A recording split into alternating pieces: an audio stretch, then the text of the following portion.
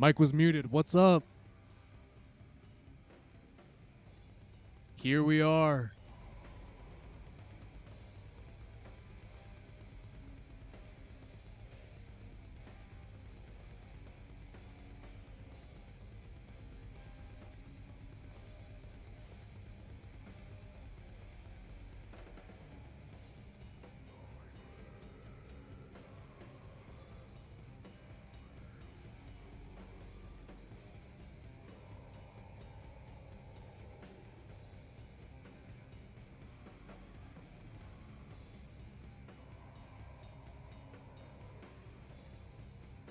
How's everyone doing?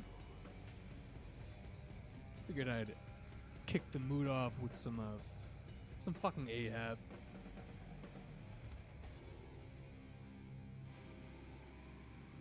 Probably my favorite funeral doom band and album.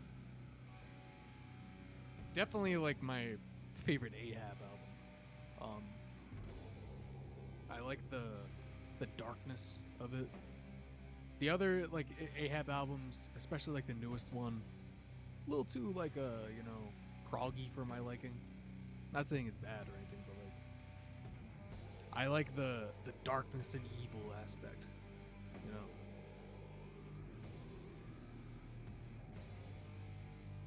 David Barnes, I'm trying to spread the word about you and your channel. A loyal disciple, eh? Would you ever want to collab with someone? If so, who? Very good question. That is a very good question. Mostly because, like, on the, for me in particular, like I'm, twin aspect. You know, like I'm metal and like leftist politics guy. So like that in and of itself is like two different communities of people to pick from. And of course, like in both of those communities, there's like their own like respective like feuds and beef and drama and shit. You know, like in the leftist politics sphere, there's like probably more, just because like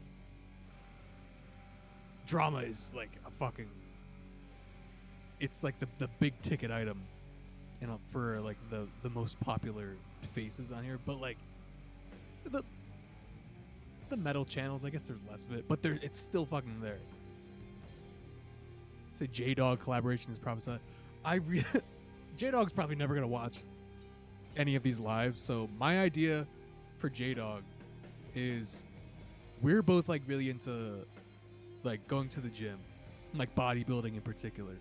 He's on the juice, of course. He's on the roids, and I'm all natty, 100%. So he's got the edge on me in that aspect. But like my my idea to collab with him is not to just like straight up be like, oh, all right, J-Dog, what is your opinion on, what's your economic position and the what's your stance on fucking capitalism, fill in the blank buzzword political shit that's like definitely gonna turn him off and make him not want to spend another second with me. You know what I mean? So my plan is to talk about what are the best gym albums, like metal albums to work out to like go to the gym and listen to. And then like, maybe sprinkle in a little stuff. Sprinkle a little like here and there, Like, it would be a lot better if your life would be a lot better if you didn't have to, lick the boot and, pay all those taxes, man. Just like shit like that. But yeah, he is like special in and of himself because he is a business owner. And of course we have not obviously he's not like the owner of a massive corporation, and he's not like a CEO of anything, but he runs his own business. He has a lot of the like ingrained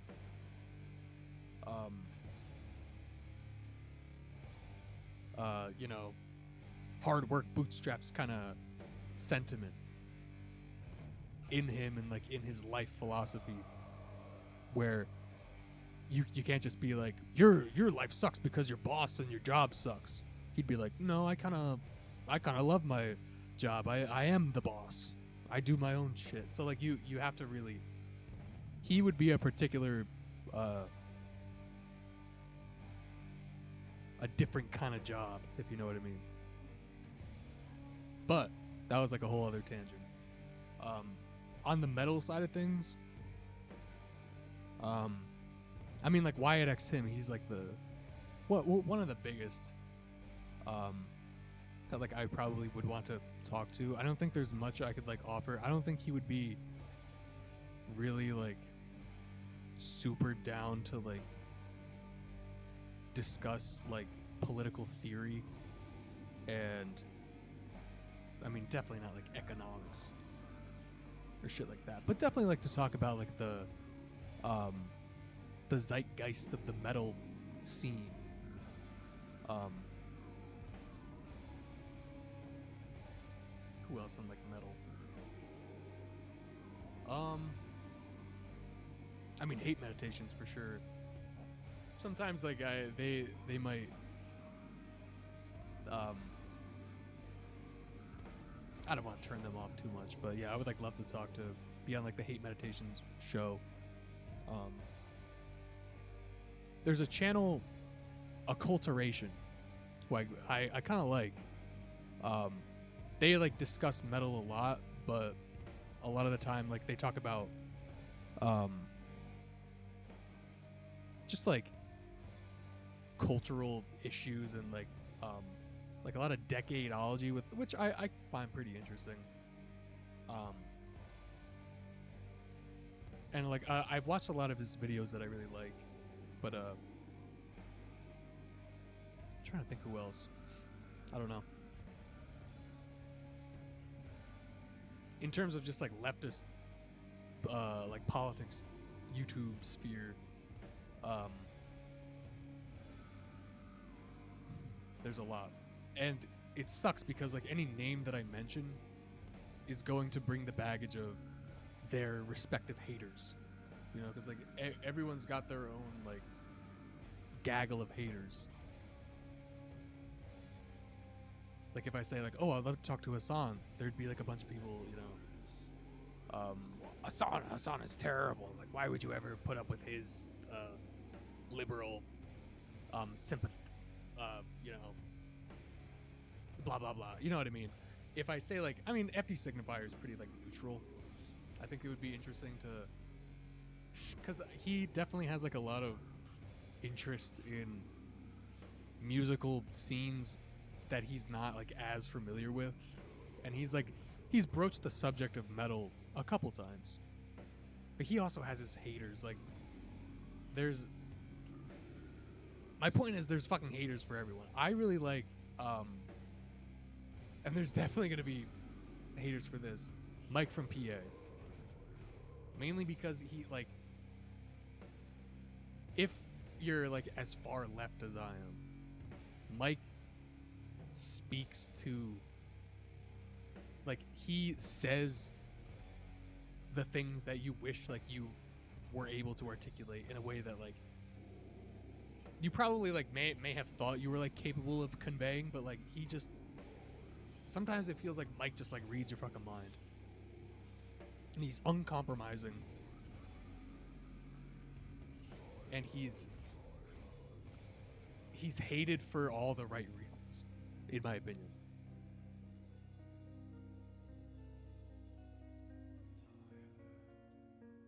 Alright, what is going? I don't know what the fuck you're talking about.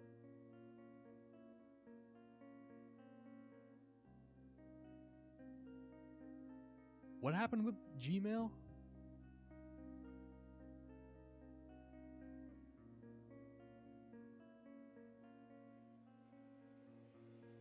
Fill me in.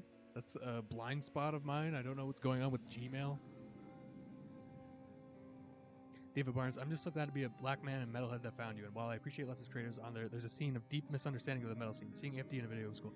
Yeah, like, I mean, like, that's kind of like the whole point of why I like made this channel is because like people who like are left leaning in their politics, and aren't like too familiar with metal itself, they either have a fear of it because of like the reactionary relationship it has, which is undeniable and something like that I try to explain thoroughly enough in my videos.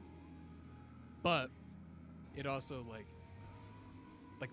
that's the one like reaction to it. The other one is yeah, metal is just like only for, like they think that Rage Against the Machine is for conservatives. Pfft, no, it's not. Like that kind of thing. It's like metal's always been leftist. That's that done. And like kind of whitewashing it in a way and kind of like reducing it to a state that is the most comfortable to think about and like the most comfortable to to have a conception of, to make it seem like, you know, like all the cool things are nice and like ideologically clean and fit into my sensibilities.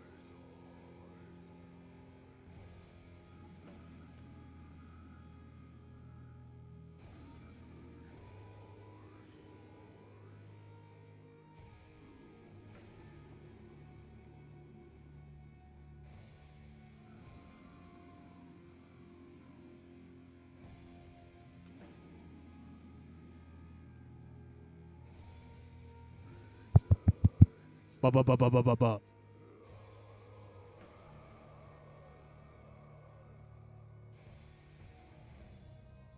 Can I out-belch Hate Meditations? No. He's a fucking drinker. Like, I'll drink beer. I'm having internet? Okay, never mind. Yeah, he's a fucking, like, beer guy. That's another, like, that's a huge cross-section of, like, metal, and another thing is, like, beer guys. Beer guys are just, like, alcohol guys in general. And metal. And Hate Meditations, he's a fucking beer guy. And it's like, I really don't. I drank more before, but like I'm not gonna, like I can't remember the last time I drank right now, you know. And if I do, it's like I'm gonna have a Guinness. It's like the only thing I drink really, now at least.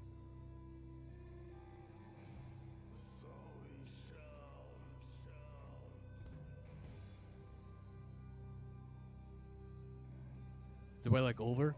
I do like Ulver. I really like their first album. I like their second album too, but I haven't listened to it enough as I should.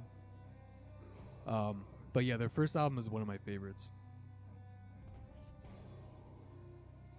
Also, I mean, I'm just like looking at your picture, like one of the best album covers for sure. That first Over album.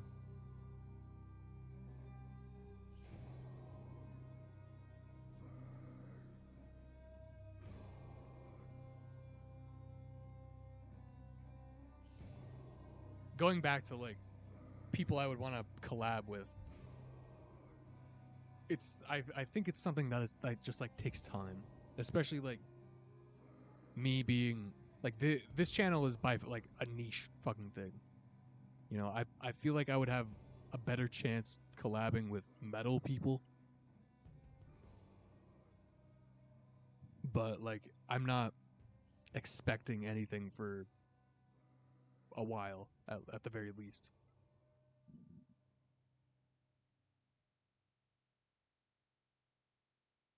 Just cuz like I mean like most people who are into metal but are into like politics shit, they're going to see the Bathory Goat and have no idea what the fuck that is. And they might think it's like, you know, something rock and roll related, but like they're not going to be like, "Oh, that's a political channel."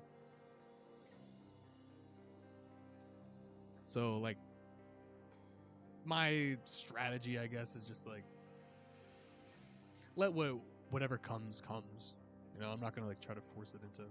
That is something like when I first started my channel, I would like when I had like 0 subscribers, I would like email some of my favorite channels just being like, "Hiya, I have a channel now. Maybe you could watch it, and we could be friends."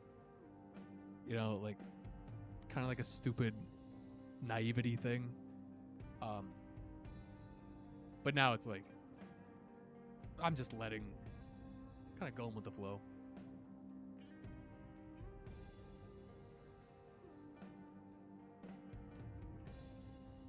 Cardavox Academy. I've never heard of that. I did what the Lil Bill. He's a channel I like. The video on the black punk scene. Yeah, that was a good video. That's like, I'm not the biggest punk guy. Like, I really only know, as far as the music goes, just like the surface level punk shit. The history of the scene and like the contemporary like history of it is really interesting to me. But yeah, I'm never gonna say I'm an expert on that. So yeah, that was a very good video that I would definitely recommend. On the topic of whitewashing, I really dislike the people who say that metal was never edgy, which is just blatant lying and equates edgy to something that it isn't. The same people also often say punk wasn't edgy, which is also just wrong. I feel like that's kind of a minority of people that say metal isn't edgy, or metal was never edgy. I do agree with you that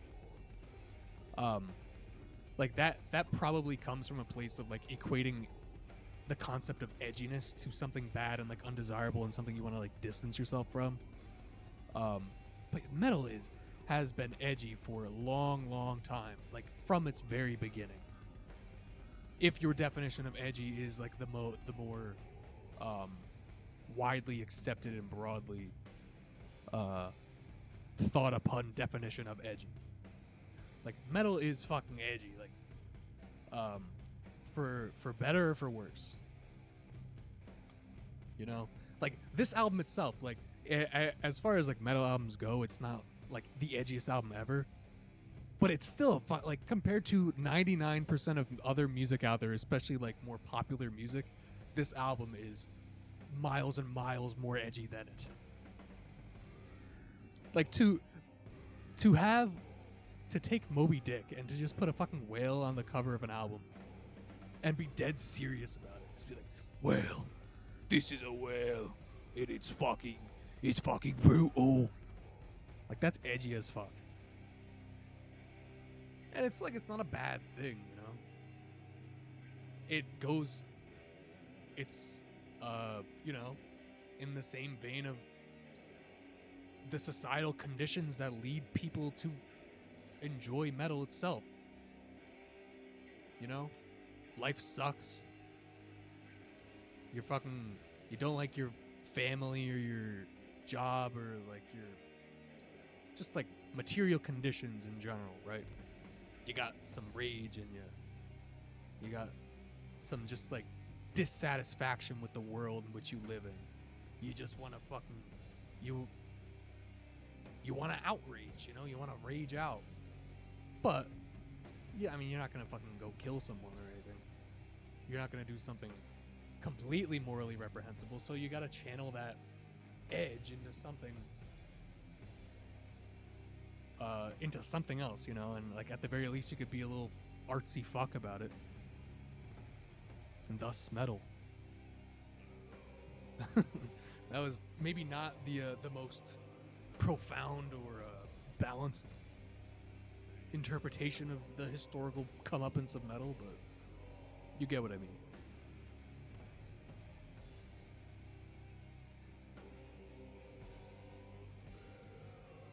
What are you talking about with Google? What happened with Google? I mean, like, you give me like the fucking the current events, like the new stuff. I obviously know like what Google is and why it has negative parts about it.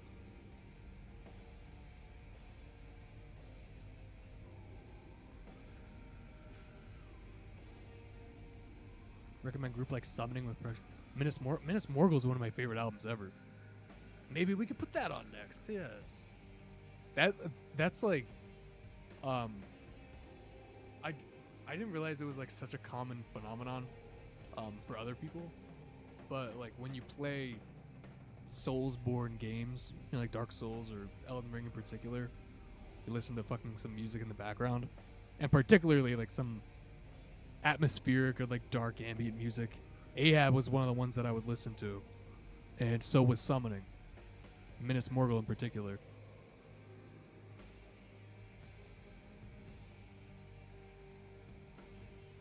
You should check out Skit System, my favorite crust punk band. I'm sure they have some members that were At the Gates. I do like Slaughter of the Soul for At the Gates. Haven't really listened to much else. When it comes to like mellow dash blank, I'm definitely mellow black metal over mellow death.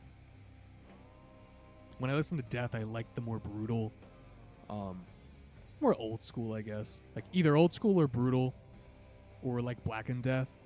I am not the biggest mellow death fan. Lance from the Surf Times love collabing up with coming creators and likes hearing takes from different scenes and groups. I have heard of the Surf Times. They're not like that small, I don't think. I've heard it, like, it rings a bell. Summoning doesn't have one bad album. Agree. Agree. My favorite Summoning, of course, like Minas Morgul is one of my favorites, but Dogul Dur, fucking love that album, and Blood Oath.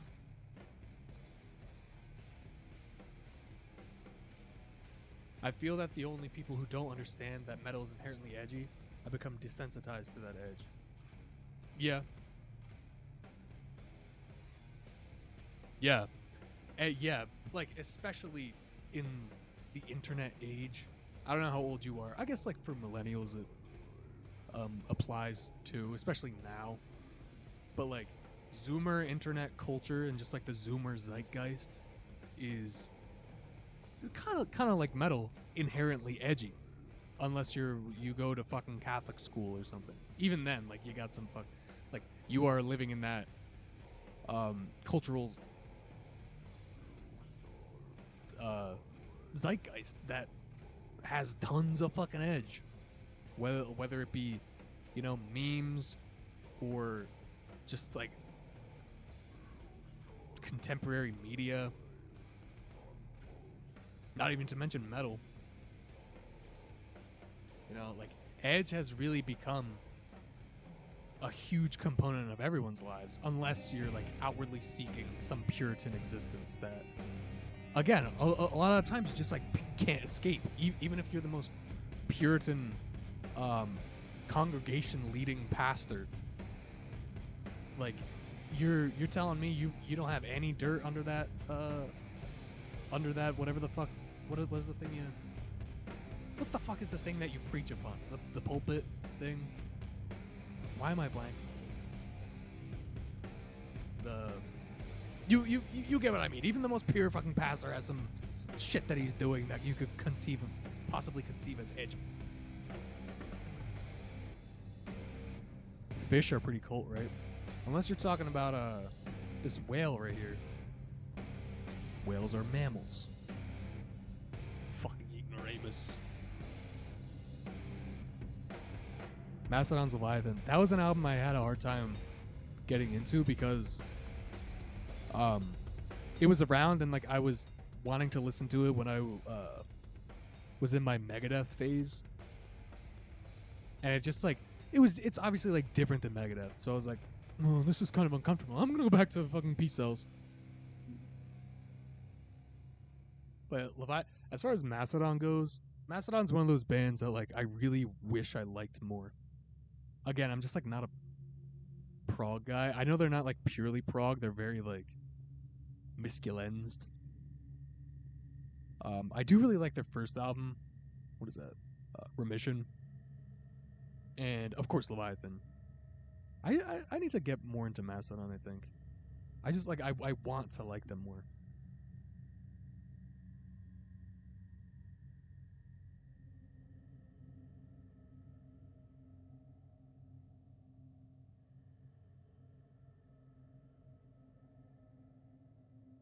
Oh, I'm trying to catch up on this shit.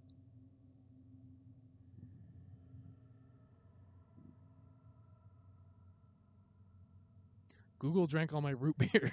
Literally, it was like the full 2 liters I had opened it just the day before.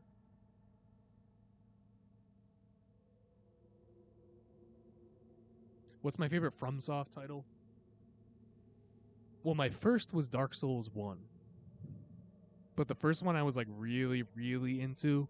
Like I played Dark Souls 1 when I was young, when it like just came out, so I was like 11 or 12. And I like sucked, and it was like kind of a nightmare.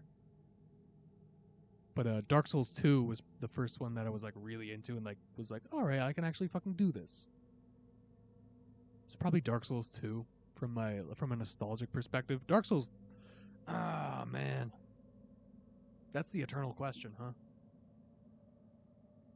It's honestly for me, 3-way tie. Dark Souls 2, Dark Souls 3, Elden Ring. I really fucking love Elden Ring.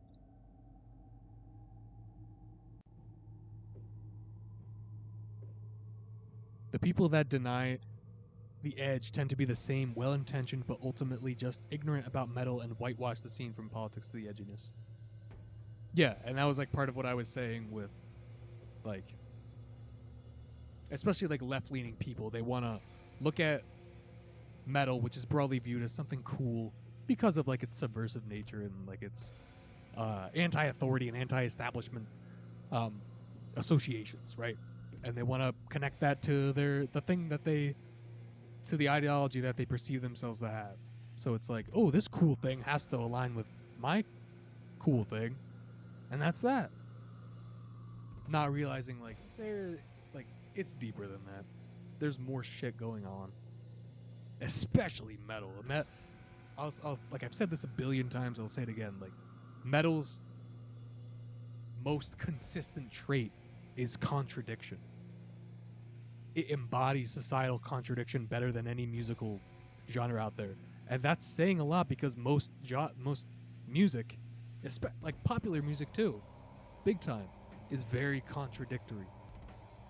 But metal itself is like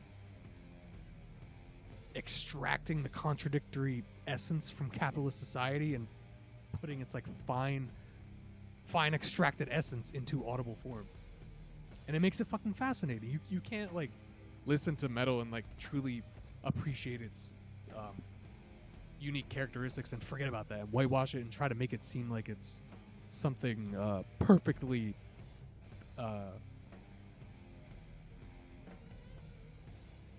at home with your whitewash sensibilities. What do I think about epic atmospheric black metal? I think hell yeah. I think, damn, that's one way to that's one way to butter up old Brutus Bathory. Isn't the melodic and melodic death kind of, you said a derogatory term. I'm gonna say you meant derogatory. I don't know. I think the more like true death metalers, like they might think that that's like an affront on their rough and tough masculinity, but there's fucking melody in most metal. And me personally, I like the melody. I definitely like more melodic things more than non-melodic metal. Really, the Black Dahlia Murder had close similarities out the gates. I really liked Black Dahlia Murder a couple years ago. I got into them from their was it Verminous? The Verminous album.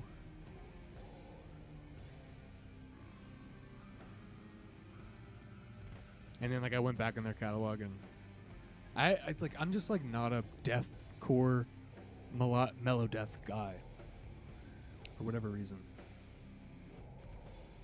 This song is filth.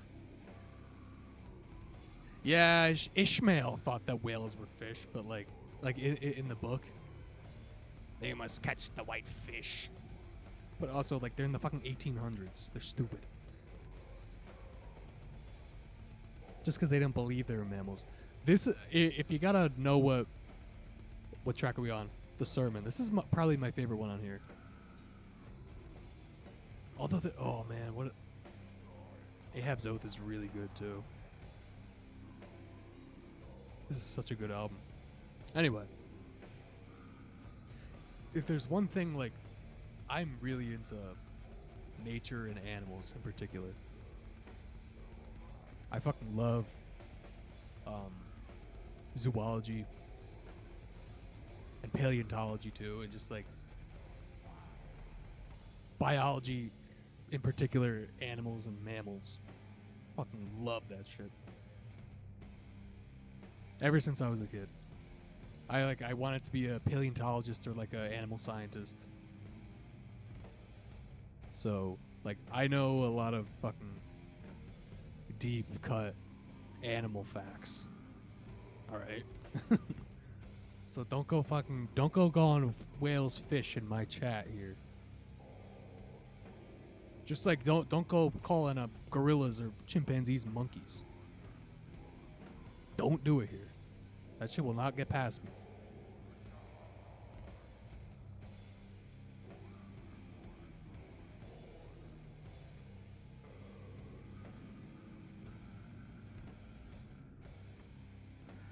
Mastodon, start with the first and go on until you're bored. It doesn't happen until the latest prog stuff. I like their first album. I like and I like Leviathan. And that's like the only two albums I like really got into. I haven't listened to the Melvins either. It's just like there's so many like different branches and variants of metal. I really like went into like the more I guess brutal shit.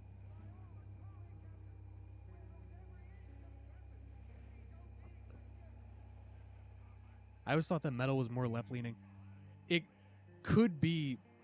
I mean, the first rockers were black people. That's one of those things where it's like, yes, that is a fact pertaining to the history of metal.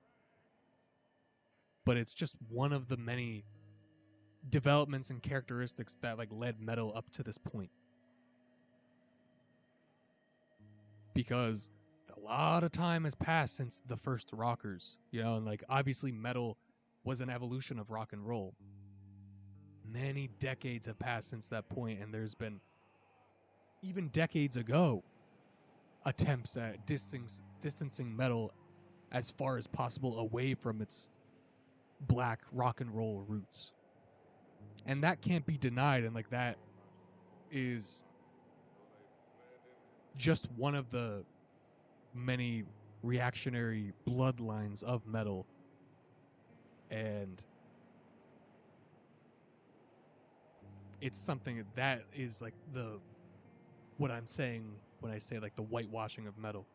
You can say that like metal had a left-leaning history, or like a history even with in like the African American community, but that is just one fact in the history and like life cycle of metal that doesn't take away from its particularly nasty and far right and reactionary and racist components. Not saying it's good or like that I like it that way. I mean, I kind of do like it that way. I like analyzing metal from its objective past and like its objective characteristics, because that's what makes it interesting. This shit isn't simple. It's not super cut and dry. Like, it's kind of a fucking mess.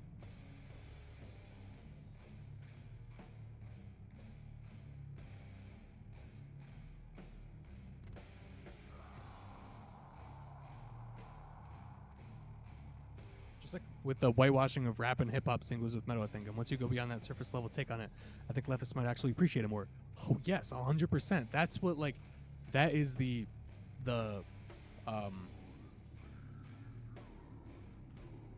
key characteristic of dialectic materialism, is coming to the most objective conclusion based on the objective reality and material conditions of the shit that you're analyzing. That's what makes it fascinating. That's what makes it, you appreciate it more, because it's real. You know, it's not just some fantasy that you're trying to trick yourself into thinking that just because it makes you more comfortable. Like, this is the shit. This is the real shit that happened. It's a mess. It's uncomfortable. That's life. And it's like, damn, this shit is fucking deep. It has depth. It has a fucking storyline to it. You know?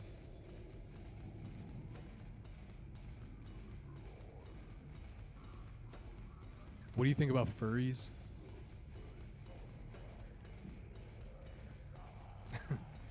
Zero experience with, like, I don't know fucking next to nothing about furries or furry culture or shit like that.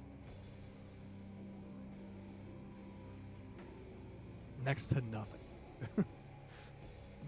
I'm probably never ever gonna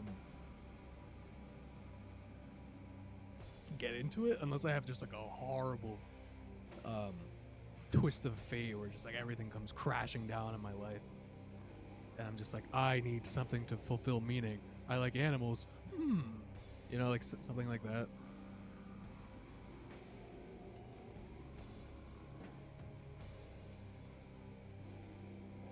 I'm here for the intersectionality of zoology, class consciousness, and metal.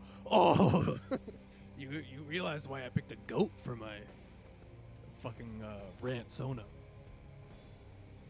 Oh man, Extinct Zoo. Extinct Zoo is one of my favorite YouTube channels. They talk about a lot of like dinosaurs and like Ice Age era animals, like extinct shit. Fucking love it. It's just so fascinating. Like the evolution of not just animals, but like how different life forms fit different like ecological niches, you know, like different environmental roles. Like in America, like continental America, there were lions and hyenas. And of course mammoths, you know, like elephants, mastodons, you know? Like these particular animals were the pinnacle of like evolution in their fulfilling of these like these particular ecosystems, niches, and roles. Like you need in the Great Plains of America, you need some fucking like plains hunters that are large and can like stalk large megafaunal prey. Lions, like lions fit that niche. Hyenas too, like hyenas were one of the major killers of humans like back in their early history. Leopards themselves and like big cats were evolutionarily adapted to killing apes, to killing humans. Like they were so finely tuned to killing us. I don't know, it's just so fucking fascinating, like the different how these like and like bears, you know, like bears, you didn't go up into the mountains because like that was fun. Even when people like became more established in their place in like the food chain, you know, they still like left a part of the ecosystem for bears to inhabit because it was like we have the lowlands, but like don't go into the highlands. That's bear country. Because like bears fulfilled their own particular role in like being the alpha dog in the fucking mountainous terrain. I could go on and on and on.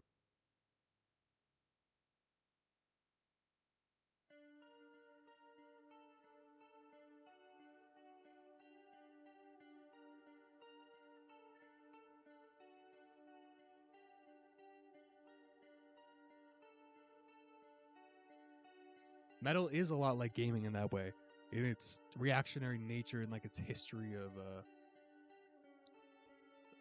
ideological complexity, we could say. Speak honestly, comrade. We all know at least one furry.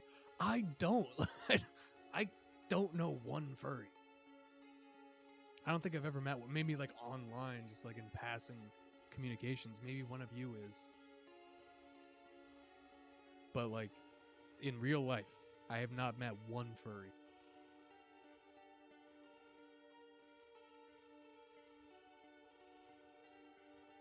From a phylogenetic perspective, we're all fish. In that framework, we could say we're all just fucking cellular organisms. You know?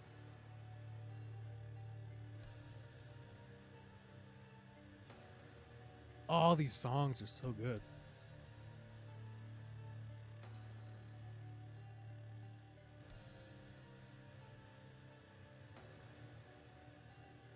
Hating furries is baby's first bigotry for people radicalized to the far right on the internet. It served to normalize being hateful for no reason to a group of people no one knows anything about. Yeah, I definitely get that. Especially the part of like not knowing anything about them and like them not really being harmful to society. I don't think. I mean, there's probably like a bunch of videos, you know, like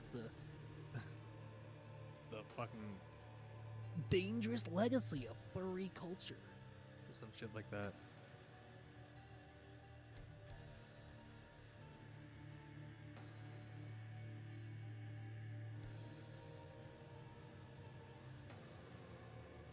Hyenas may have been the reason Beringia was empty for quite a while. They quite literally blocked us from the land bridge. Yeah, like fucking hyenas. Hyenas were dominant. Like they were such a prominent role of like pretty much every ecosystem like on the planet. It was like you had your fucking hyena population, your lion population, your mammoth / elephant / mastodon population. You had your bear population. Like it, and like apes and pretty much everything else were just like scraping by. Like there were a certain amount of like dominant life forms throughout the earth that like fit their like ecological niche and role. And people talk about like terror birds, and like how like there were these big birds that dominated the world. Like that was a very brief period of time where birds, not dinosaurs, like terror birds, you know, where birds were like a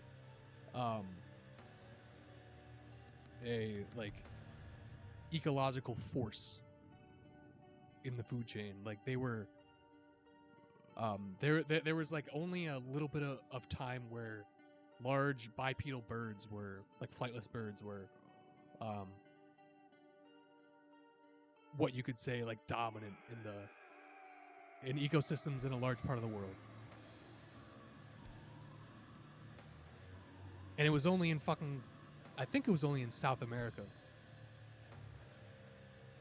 Like those terror birds like are viewed as like one of those like big time predators of history, but like they were dominant for like a little tiny period of time in one part of the world. Like lions and hyenas and fucking bears, they were everywhere for millions of years, like just fucking tearing shit up and dominating every ecosystem.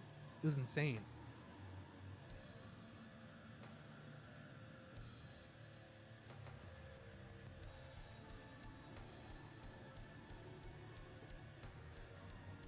What do you think about Finnish black metal compared to Norwegian, Swedish, Canadian black metal? Also, what is your favorite Quebec band? Okay. Finnish, I definitely like, I think it's really cool how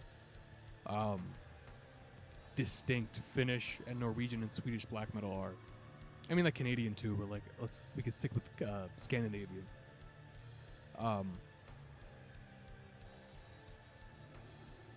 Like Norwegian black metal is obviously like the more classic, and maybe like it's the most widespread, but like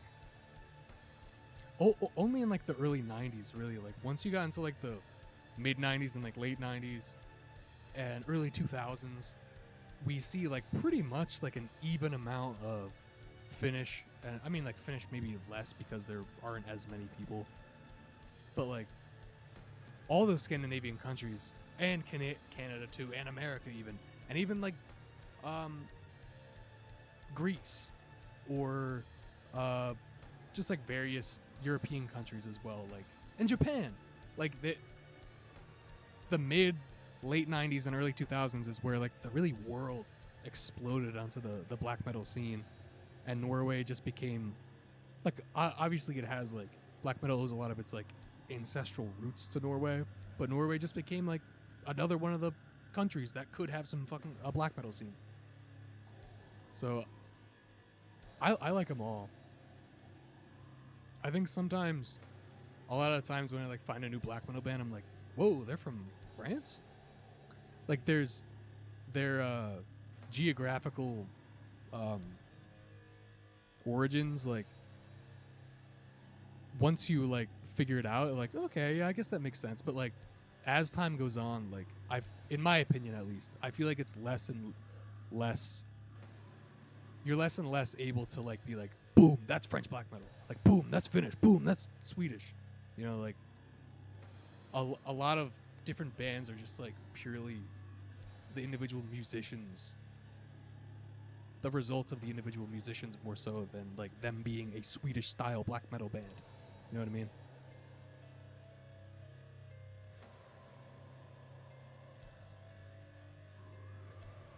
All right, that's enough metal talk. Let's get back to fucking paleontology. Humans only cross later when their numbers drop. Not 100% of the stuff. Cross Beringia?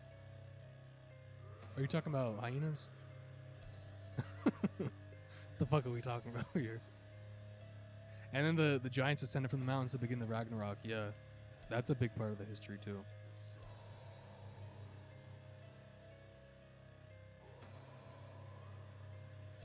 Well, South America. Yeah, dude, that's what I said. The terror birds were in South America, and like that's really it for just like a blip in the historical timeline. Red Finian Punk, what's up? Welcome back.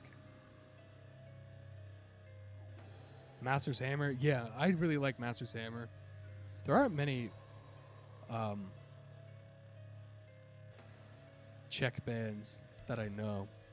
Obviously, it's like a relatively smaller scene, but for sure, Master's Hammer is a great band.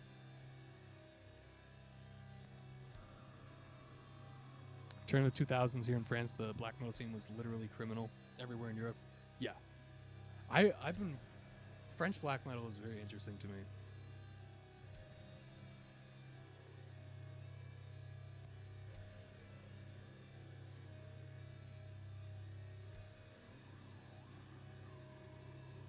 Yeah, the hyenas are. There's like so many factors involved with evolutionary biology and like the study of not even just like paleontology, but just like the history of like life forms and like animals in general. It's kind of like commonplace to hear like all the megafauna are like all the animals disappeared because the humans started because it was the age of the humans. But like humans developing their brains and like their capability of hunting is one of the factors among a myriad of other factors such as like ecological changes and literal tectonic shifts, and just like there were so many factors involved in the shaping of this world and like the ecosystems as we know it and the evolution of biology as we know it that we can't limit ourselves to being like the animals went extinct because the humans, because like that makes it seem like it's a very like anti-human sentiment to have, because it's like we would have a great world full of all this diversity, but the humans are here and we fuck everything up. Which like I mean sure, like we fuck a lot of shit up. But like it's not purely on humankind for the extinction of many animals. That it could be different for this most recent mass extinction event, the Holocene extinction. But that's a whole other thing.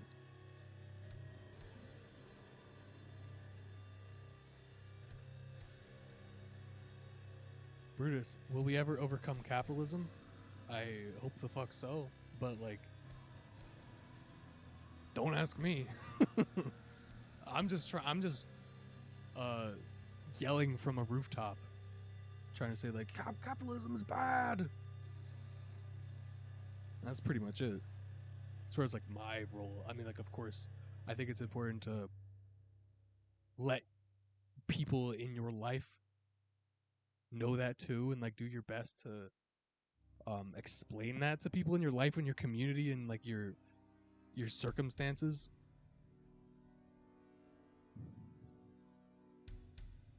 But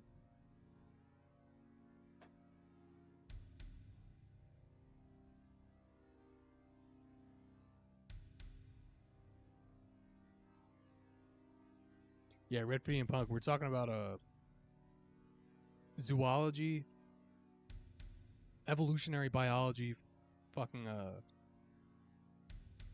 Anthropocene life forms with some dinosaurs sprinkled in. There are always species who come and go.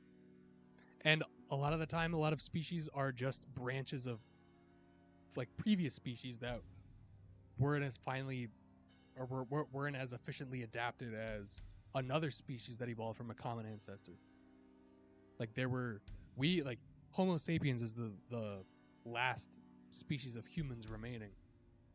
But at certain points of time, there were multiple species of human existing on the planet at the same time. It just so happened, according to A, B, C, D, E, F, G, like variables and factors, that Homo sapiens became the last human species standing.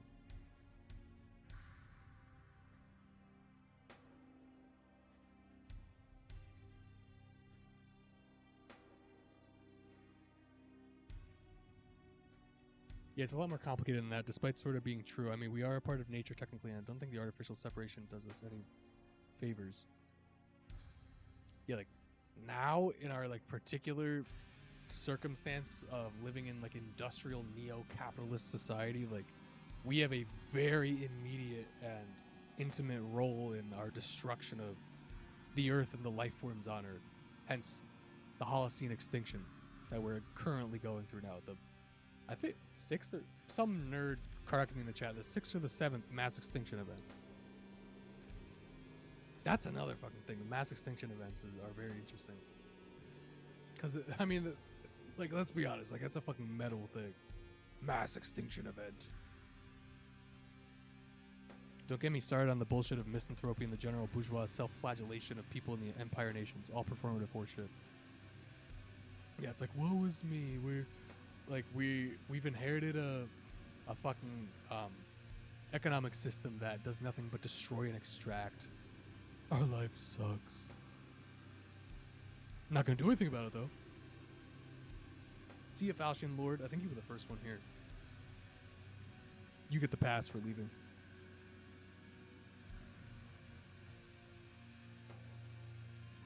What do you think about them bringing back? I know it's more complicated than that. Dire wolves. I thought, like, I read something about that before.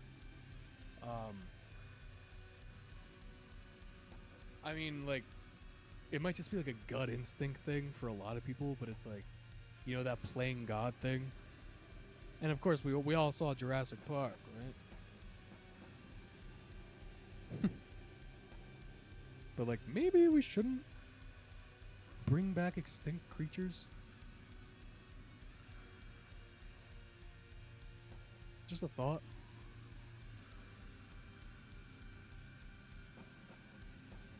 Machines will all replace us anyway. I don't know about that. Like that, I've thought about it. I mean, like everyone has really thought about that. You kind of have to in like the current world that we live in. Think about like the progression of machinery and like their capacity to replace humankind. It's something I've thought about a lot, maybe not like enough to like really formulate some coherent stance on it. Obviously, I wouldn't want it because I'm not a machine. But I don't think like in our lifetimes we're gonna see like the replacing of humanity with a machine. Because unless there is like some kind of extraction of raw material from space, because I think it would be a raw material. The factor of raw earth, like that, from like a resources perspective, is I think what would limit the machine faction from destroying the human faction. You know what I mean? But like, if they like have the capability of like mining asteroids and shit, like then Not looking good.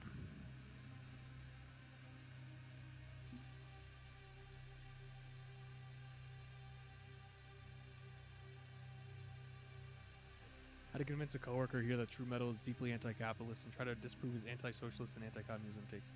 Also told him the Soviets destroyed the most Nazis. That's like one of the most thankless tasks ever, is talking to a anti-communist coworker. And that's been like the fucking struggle of countless generations of anti-capitalists, is to like combat that in the workplace. So I empathize with that. But then it's like my materialist analysis side comes out and is like, well, what do you mean true metal is deeply anti-capitalist? We have many examples of metal that we are undeniably metal, and they are very capitalist and are very, very much benefited from the capitalist system and appreciate its societal strictures and reaps the benefits.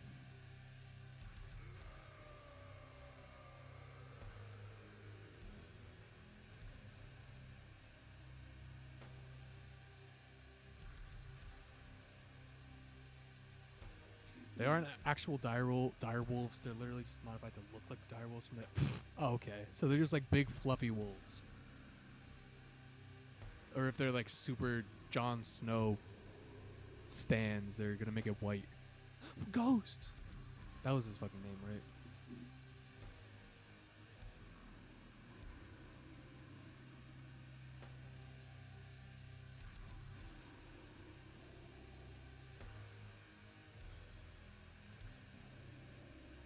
Soviets fighting Nazis has nothing to do with left-wing politics. I'd avoid that.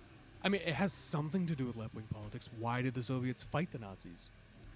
Because of their left-wing politics. I mean, like, of course, Soviets and left-wing political people weren't the only people to fight the Nazis, but it's a big reason as to why they did fight the Nazis. I think playing God is good because having the ability to do so means you have the benevolence to mess things up. I don't believe in the creation of something so wrong it gets to destroy us. I need to read that again. Playing God is good because having the ability to do so means you have the benevolence to mess things up. I don't believe in the creation of something so wrong it gets to destroy us. I mean, I agree with that. I would not want to create something that could destroy me.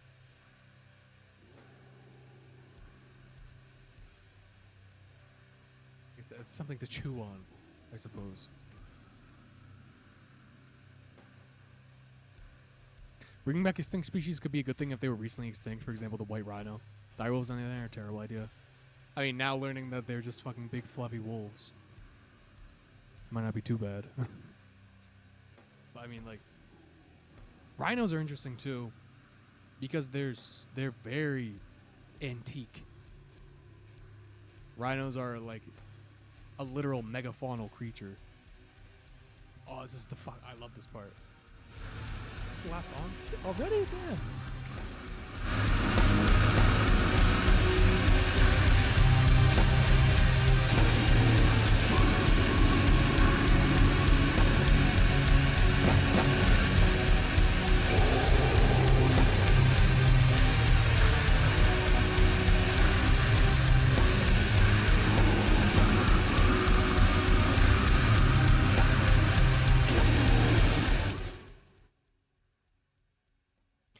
Remember they were perfectly willing to work with them and look the other way, i.e. Molotov-Ribbentrop? Hold up a second. They were... The history of that, I mean, like, I could refer you to other people to explain this, but, like, in a very condensed manner. Look at the situation in which the Soviet Union was in the outbreak of World War II. Every other Western power came to some concessionary and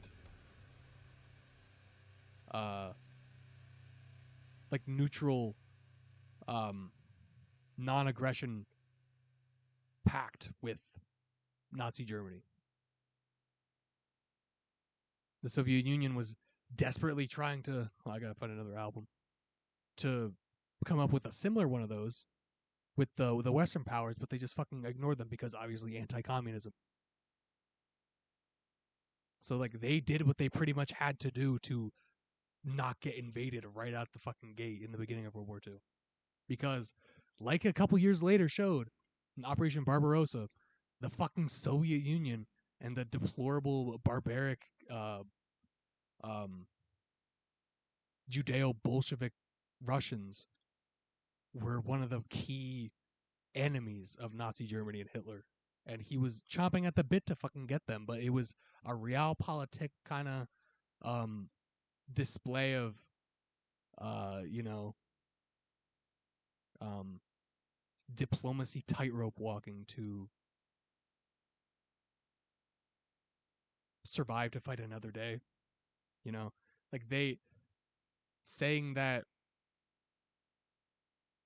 the Soviets were one and the same with the Nazis because of that, the Molotov-Ribbentrop Pact is kind of nonsensical and ahistorical and doesn't really take into account so many other parts of that objective history at that time period.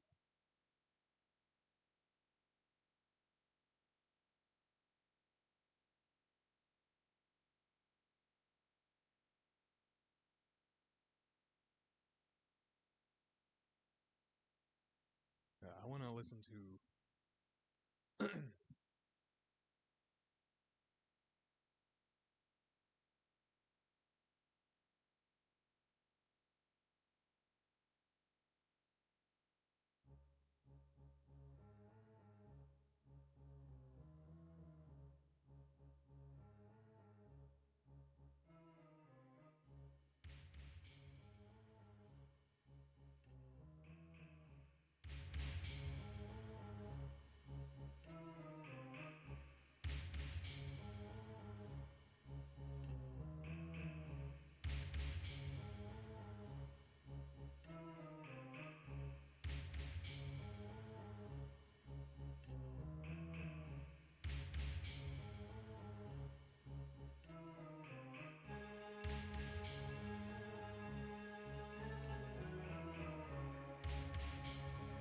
Okay. Hold on.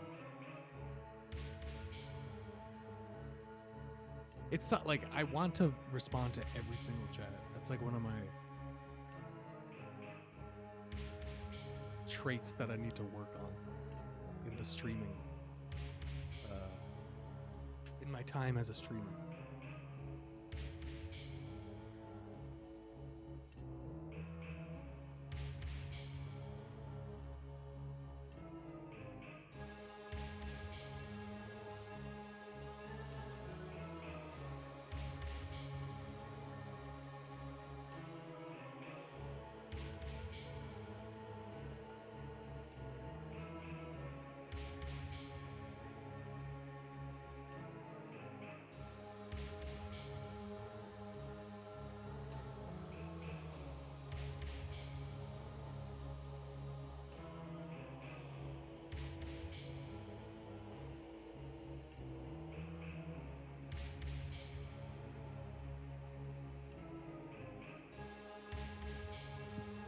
I've seen a lot of this. This is another thing, like within my community, is I have like a mix.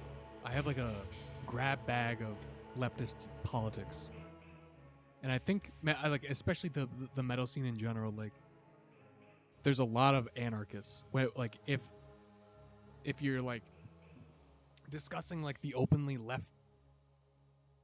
leftist like people in the metal scene, I think the majority of them would be anarchists. Those like self-proclaimed anarchists. Not saying like there aren't any like communists. I know like there's a lot of anarcho-communists too. I'm talking about like MLs, like Marxist-Leninist communists.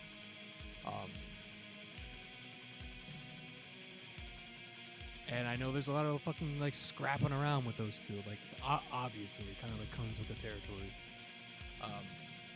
And it kind of sucks for me at least I'm not like asking for any sympathy, right? But like, I do have. I'm never gonna like label myself as like one or the other.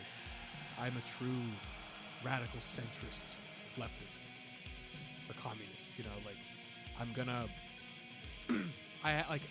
There are a lot of things in like anarchist theory that I think a lot of MLs gloss over or like don't really um, appreciate enough for what it is.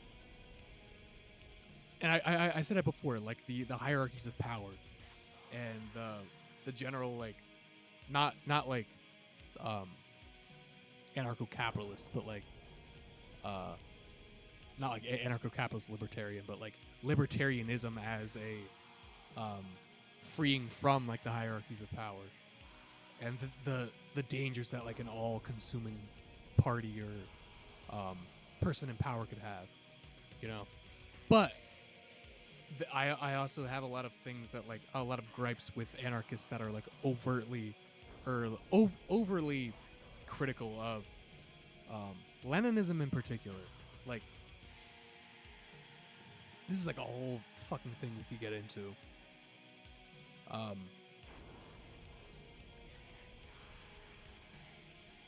In short, like I want to do my best to like keep us as united as possible and not just shit on each other in the same classic ways in like every other internet leftist community does, where it's like kind of one or the other. Like this is an anarchist community or this is an ML community. Like there's gonna be both of us here no matter what because of the nature of metal and the nature and because of me like not being strictly one or the other. So I think like I just want like us to be able to understand our things that both of us could improve on, you know? And I know like obviously like the fucking call me a fucking centrist or fence rider or whatnot, but like I'm still like on my ideological journey, if you will, you know? Like I'm still learning shit. We're all still learning shit, and I don't think it's good to shit on each other for no fucking reason just because like it's the current. It's just what we do, you know? Like we fucking shit on the MLs or we shit on the anarchists because we're not them. And I think like we just need to fucking chill the fuck out and not come in here with like the same old kind of shit. You know? Like the Soviets were Nazis actually. Like that's not fucking true, and that's purely just like that's pure anti-communism for no fucking reason other than it's just one of the things that anarchists say to fucking MLs. You know?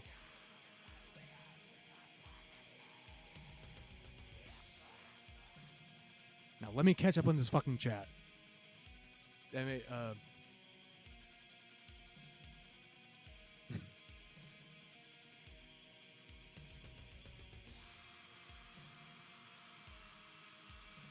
would I ever make a video addressing the misogyny within the metal community? I kind of did with the masculinity and metal video. It was a little short, and I definitely could have like done more. I made that video to be more of like a general, broad introduction to that topic. But yeah, I did address it in that video. Masculinity and metal.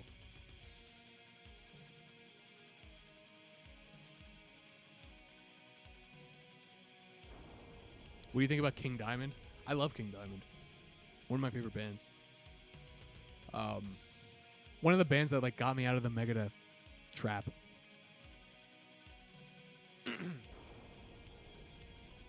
Abigail, them. I used to have a job like delivering packages. And if you do any job like that, you know, like parcel delivery, you got your earbuds in, you're fucking just listening to music all day on the open road. It's fucking awesome. And when I first started that job, I listened to all the King Diamond albums. And it was a really good time. I really liked obviously like Abigail, them, Conspiracy, but then The Eye, which I have on CD I got in Japan. The Eye is really fucking good. What came after that? Spider's Lullaby has a lot of fucking catchy songs. And then the album that came after that, The Graveyard, it just gets like weirder and weirder. King Diamond albums. I am like a huge Merciful Fate fan. Merciful Fate's one of my favorites.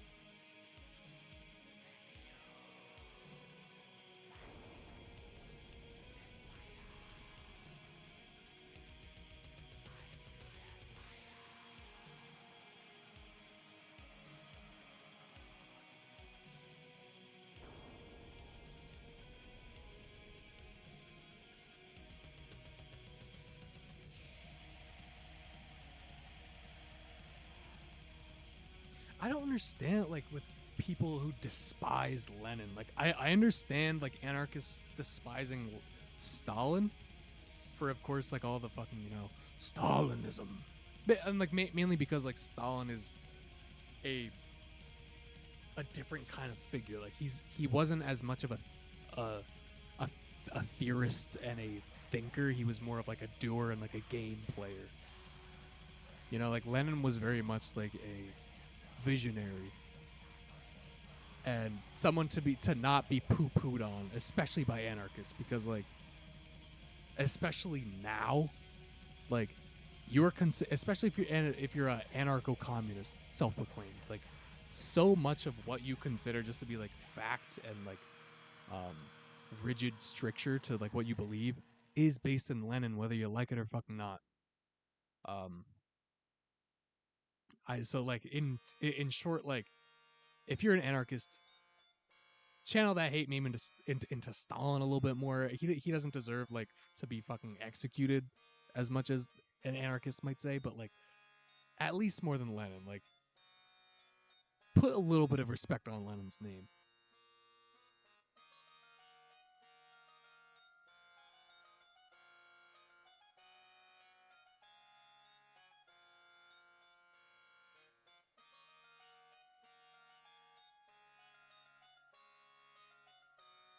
I've been playing the Walking Dead games. You remind me of the dialogue options, desperately trying to keep a fracture group together. I played the Walking Dead. I played like the OG. I forget what it's called. Or I forget what the main character is called. But like I played like the OG Walking Dead Telltale games, and then I played the next one that came out, which was like Clementine grew up a little bit. She was like on her own, you know. I played that too. But yeah, what you said is definitely true.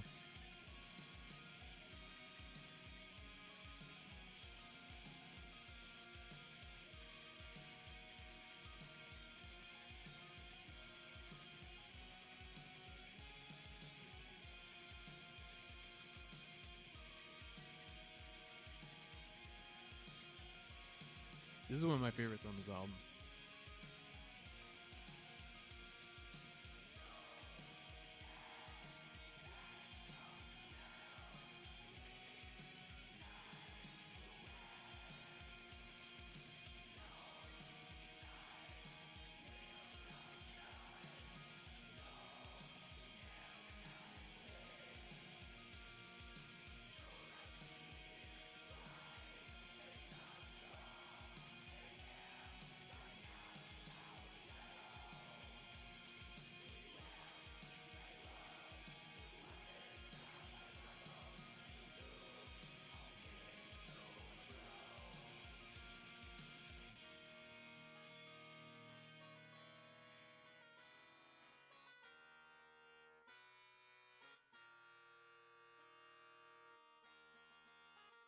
I always like metal venue forums and especially shows as a sort of neutral ground where I don't give a fuck what you think rules the room. And that's definitely, whether you agree with it or not, the prevailing sentiment in the metal scene is that like you said, like all that matters is the horns. Like in the metal scene and especially at shows, um obviously there's some outliers being like explicitly like if you go to like a show that has like a political bent to it, but like the vast majority of metal shows in the metal scene is very self-proclaimed neutral and very like metal focused. And that's something that like we cannot forget when it comes to the broader metal scene. Maybe not people here. Like obviously, if you're here, you're into politics in one way or another. If you're not, you're in a very small minority.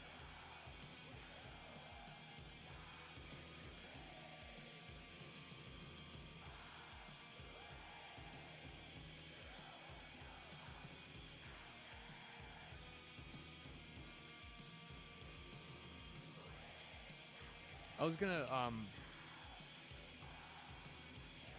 one of my favorite authors is Domenico Lacerda. And if you haven't read his one book on Stalin, like if you're gonna have like some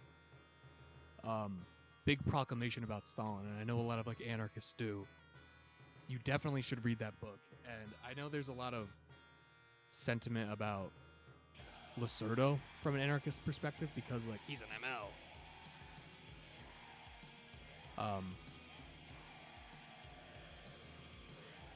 But definitely read that book.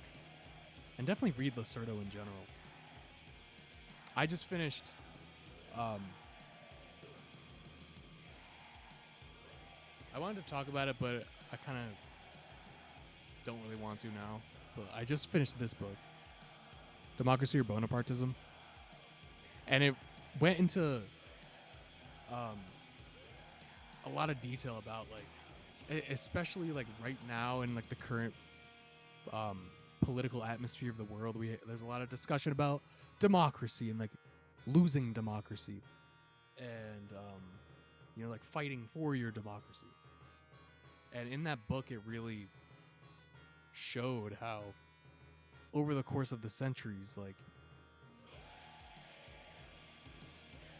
democracy itself was such a nebulous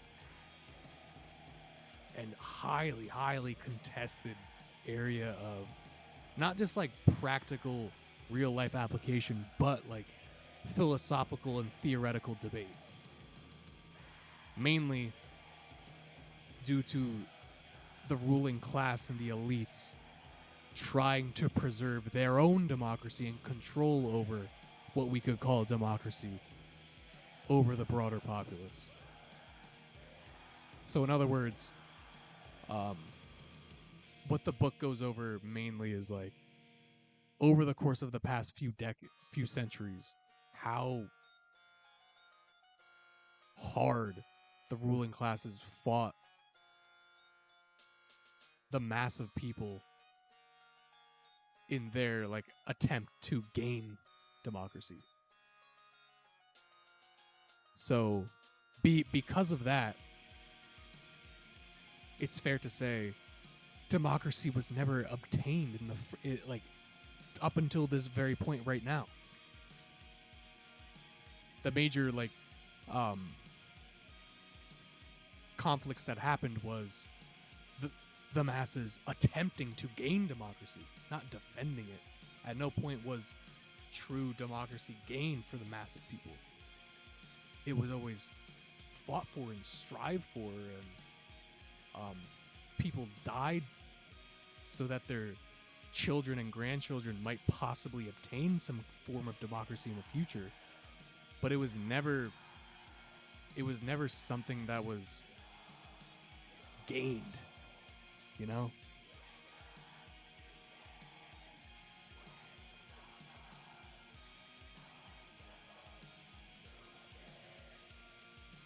And there's a lot of fucking others. I highly recommend that book.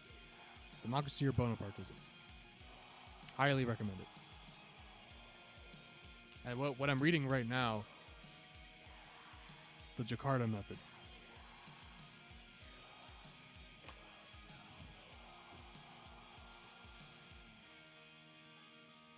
A lot about like the anti-communist mass slaughter of people of the Communist Party in Indonesia and any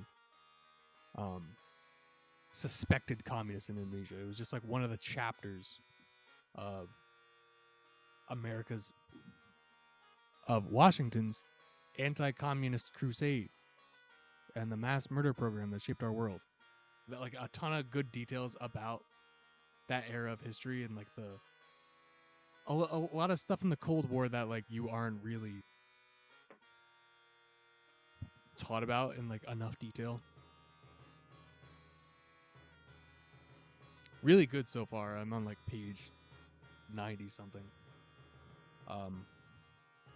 And Indonesia, like what a interesting country too. It's like I didn't realize Indonesia is the 4th most populated country in the world, and it's the largest Muslim majority country in the world too.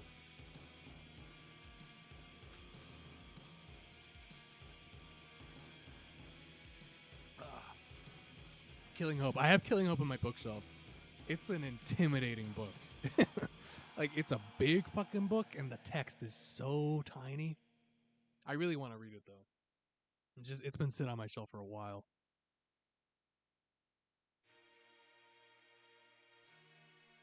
You were wearing the same shirt yesterday. Born for Burning. Yeah, it says it on the back. It's a fun guitar riff. I could probably learn that right now. That might be something that I do in the future. Is maybe play some guitar on here.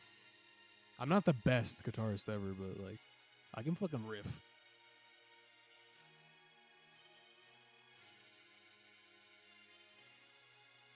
It's imperative that the left knows every fact from the dawn of civilization in order to combat the mountain of lies. Yeah, like that like one classic quote, you know, like it takes an hour to disprove 1 second of lies or whatever, however you fucking say that quote. You know what I mean? Can I solo? Not great. I'm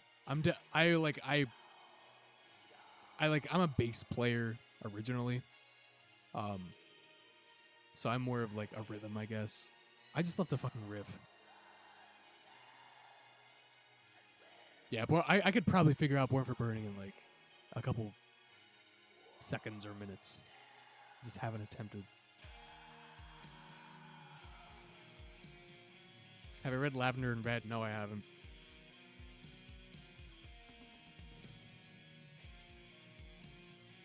There's so many books, man. I do like I have a bunch of books on my shelf. I do book tournaments when I like finish a book. I'll like line up a bunch of like different pairs of books and just like flip a coin and like work my way through the bracket. And whichever one like wins the final round is the next book I'll read. But that's like that's just because I have a hard time like picking what book to read next. But this is my 12th book this year. I wanted to read 50, but like I don't know. I'm probably not going to reach 50. I might.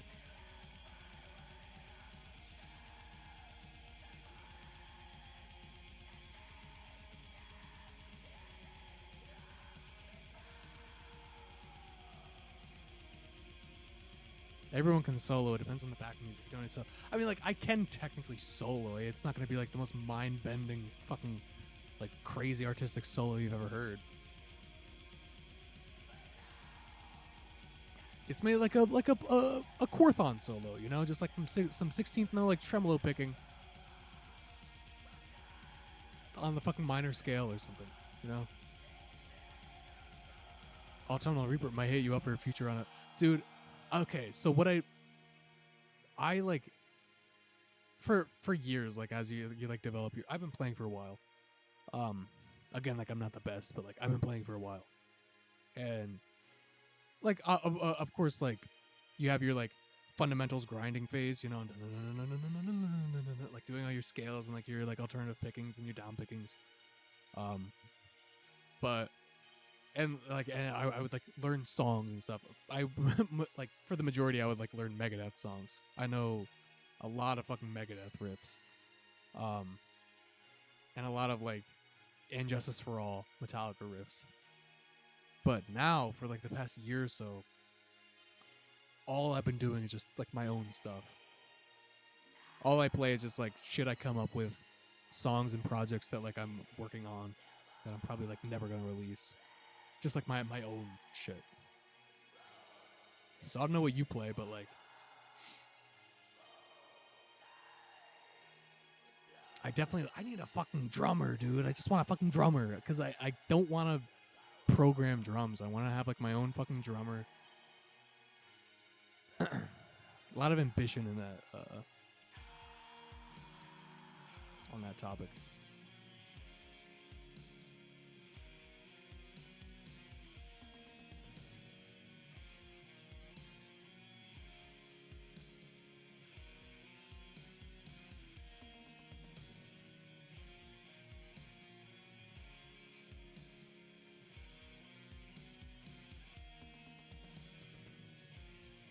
You can Johnny Ramone solo. It's a solo. You can Kerry King solo. You can Eddie Van Halen solo. You're really good. It's all solo. Yeah. Exactly. I'm definitely more on like the Kerry King solo area. I'm just like, I gotta get back to the riff quick. Can you play grindcore riffs? Anyone can play a fucking grindcore riff. Literally anyone. Just do some bar. Chun, chun, chun, chun, chun, chun.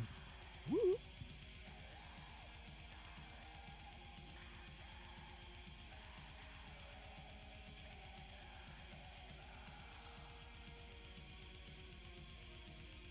Drummers are like God, a gold dust. Yeah, for sure. I need to find a drummer is the metal musicians meeting call. Anyone, I need a drummer, please. You have a death crime project in infancy. Interesting. But like the stuff I'm making, the stuff I want to make, and that I'm just playing to myself, sadly, behind me, my little music area, is definitely like Blackened Death / thrash. Yeah. I don't know if anyone knows Ascendancy, the band. It's like kind of a similar thing to Ascendancy. Like Blackened Death thrash.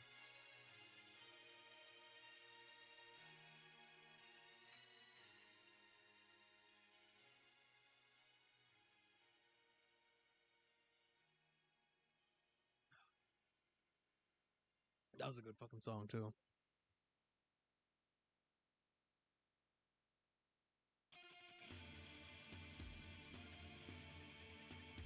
I have a favorite drummer.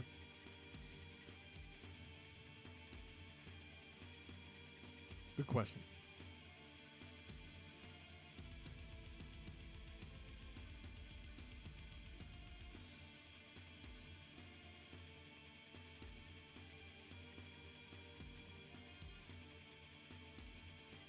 Thinking.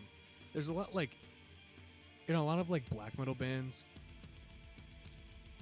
a lot of like the members are very like scattered or nameless or just fucking straight up programmed. You know? So it's hard to say. I mainly will say like I like the drums on this album as opposed to like I like this drummer. You know what I mean?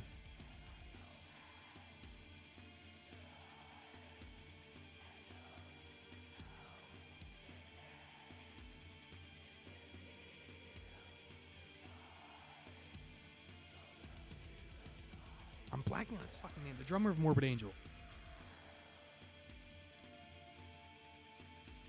What is his name?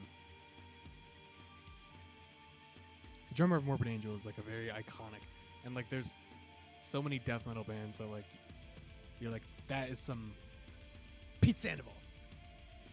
Like that is a very Sandovalian drummer. Like there's so I really like Diabolic,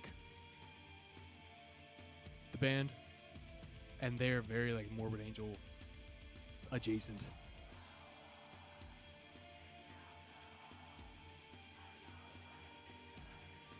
If if National Geographic made a documentary about metal musicians, the majority of it would be about a guitarist looking for a drummer. Yeah, for sure. Definitely. Here, I guess I could show you my... This is the guitar I've been playing on recently.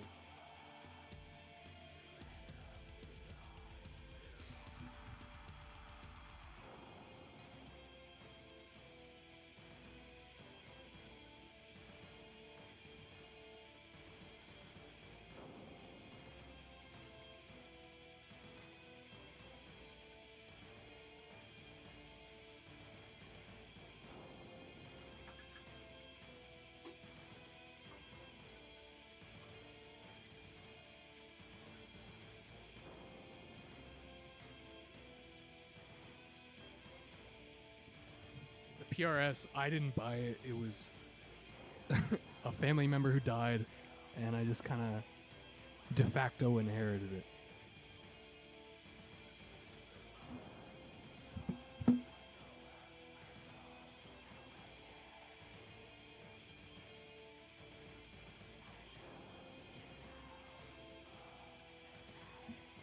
But then before that, this was the one I was playing on a lot. This is a Araya Pro from the 80s. It's just like a pure like shredder guitar. It was made in Japan and like from the 80s. It's kind of like an antique, but I just like it's very unique compared to a lot of other guitars.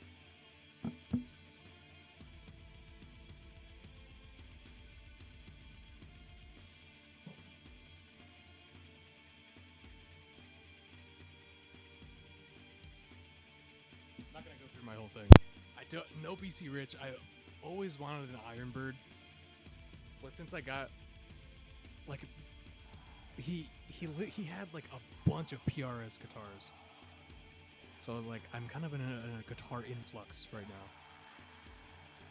Maybe I can like trade one and get a Ironbird. I always really wanted a fucking Ironbird.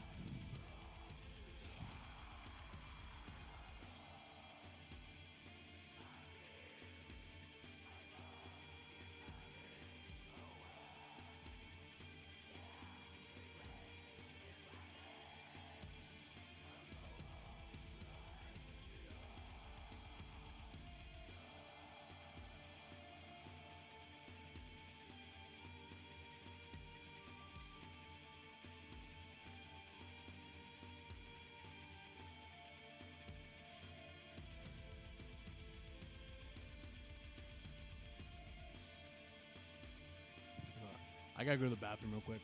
I'll be right back.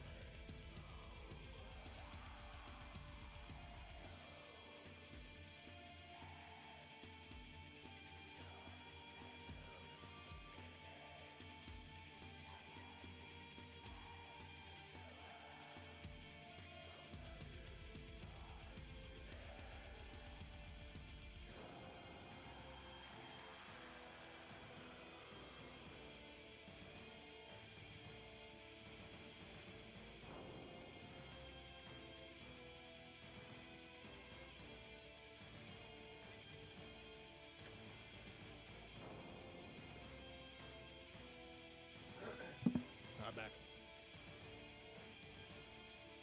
All right, so what's next on the docket? We were discussing zoology and paleontology. We discussed the ML anarchist schism. We discussed guitarists perpetually looking for drummers.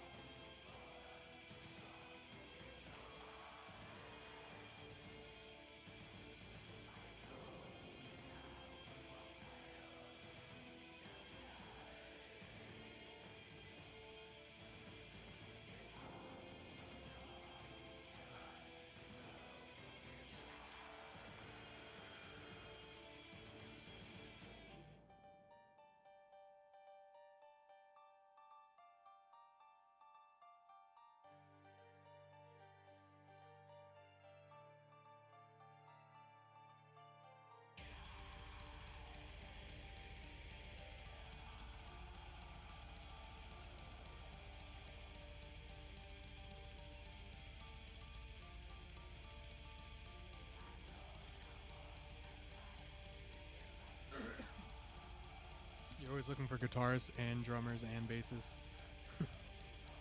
Yeah, I guess that's kind of like I have kind of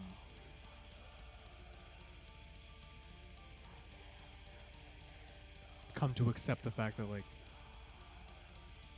at the very least, I can be the vocalist, the guitarist, and the bassist. You know, I can get all three. Like, if worse comes to worse, I got all of those three covered. You know, I just like I would need a couple years to develop the drum skills to like get to the place where I would want to be acceptable. You know, I can't just like pick up unless I've just been like the most, just like a natural fucking hidden talent at drums. Like, that's just one other thing that like I don't have enough time to dedicate all this fucking time into.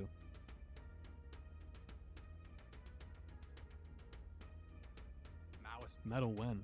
I don't know. You do it. Make it right now. What type of films do you like? Good films. I'm not really like I love to watch a good movie. And I guess I've watched a lot of movies. But I'm not like a fucking what's the cinephile or whatever the fuck you say.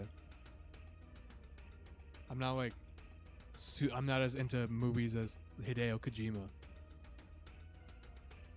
Chinese metal does exist. It's interesting in the book Extreme Metal by Keith Con Harris. He talks about how like the only places where metal isn't very prevalent is Africa and like the Middle East.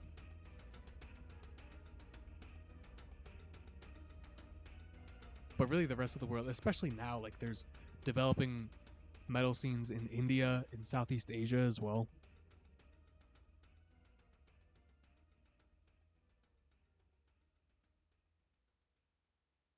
Oh, there's a movie. Speaking of this book, there's a movie.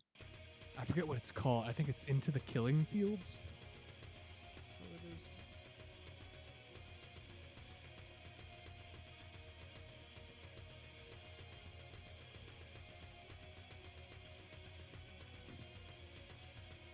What the fuck is that book? That movie called? Indonesian anti-communist movie. The Act of Killing. And it was about like the anti-communist mass slaughter in Indonesia. Definitely watch The Act of Killing. Ignore how I looked this up, but The Act of Killing. It's kind of fucking crazy because it shows like now, I guess now meaning 2012, but it goes into like it shows the legacy of like what became of the society after this mass execution of communists, and how like the history of it was so whitewashed and like swept under the rug as just like it was just a great triumph that our community had over the terrible communists. And they like discuss like all the horrible fucked up shit they did to the communists. And like as the movie progresses, like they just like gradually are like, oh my god, like maybe we did something really fucked up. And like the end of the movie is just like is the people, like one of the head people in charge that like did a lot of anti-communist shit and like killing back in the time, back in the 60s, of him just like, oh my god, what the fuck just happened? Like, what did I do? It's a great movie, and it's a great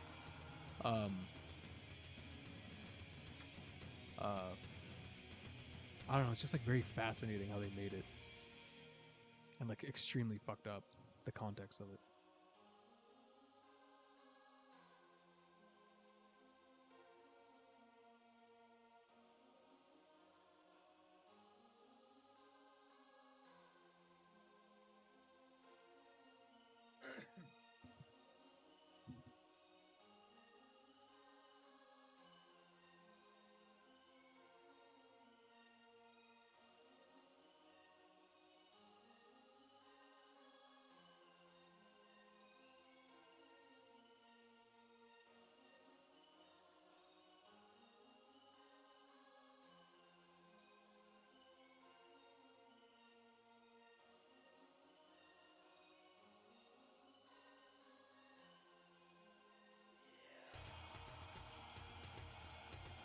do stream sometimes. My like streaming stamina is so low though. Like right now I'm just kind of like, what the hell else do we do here?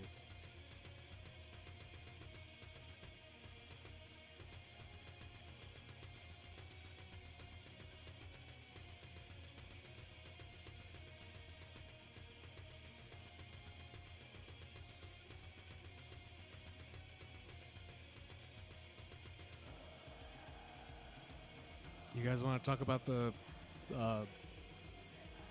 H3 Hassan?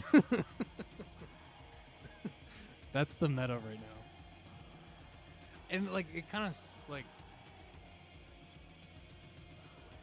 it doesn't suck, but it's just like a fact of like my channel's existence is like how am I gonna squeeze like the current meta in like what gets your like channel and views popping right now on leftist YouTube is Ethan Klein, Hassan debate shit, Ethan Klein. And it's like how the like I can't weasel that into like my shit, you know, which is like a blessing and a curse. A blessing because like it's good, like I don't want to fucking discuss that, but a curse being like I gotta wait until the next fucking meta to roll around, you know, to like have a chance of cracking it big.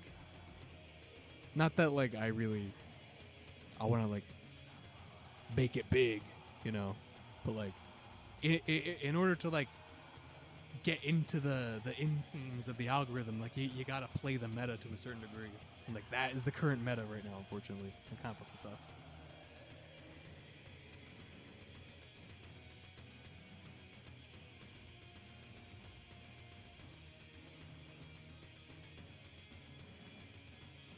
Yeah, like it's especially like the more like radical you get, especially like in a more like further and further to the left, you kind of like find your niches, your community niches, and then like that's it. And then you kind of just like are stuck with that group of people. And it's not a bad thing. It's just like you are in by the perceived extremity of like your position, you're kind of just like stuck with the people who share that position, which is an inherently like less amount of people than just like milk toast, toe the line, fucking centrist or liberal bullshit, you know.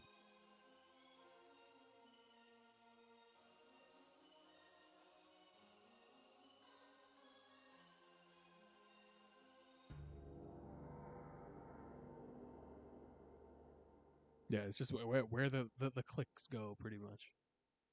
May just talk about shit-lib music and how it isn't metal. I kind of that was sort of my last video, kind of how like you know leftist perceived leftist metal isn't really fucking leftist. It's just like left-leaning kind of.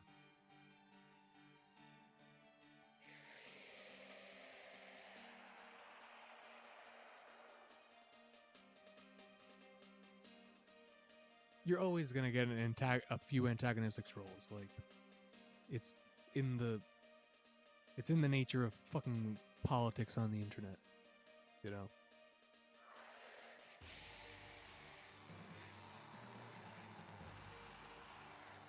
And I like,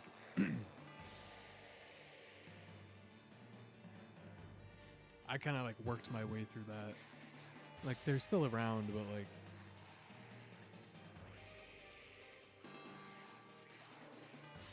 Comes with the territory. I am in two niches, like metal, not only just metal, but like extreme metal, right? And fucking radical leftist politics. You know, it's like there's just inherently going to be a limited amount of people that are going to be interested in that. Like I don't think I'm ever gonna have 100,000 subscribers. Probably not, and that's fine. I'm probably never gonna have 50,000, you know, unless I like kind of like abandon the metal aspect more and go just more into politics.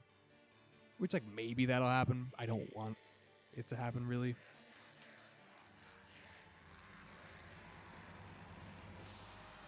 Here's the topic.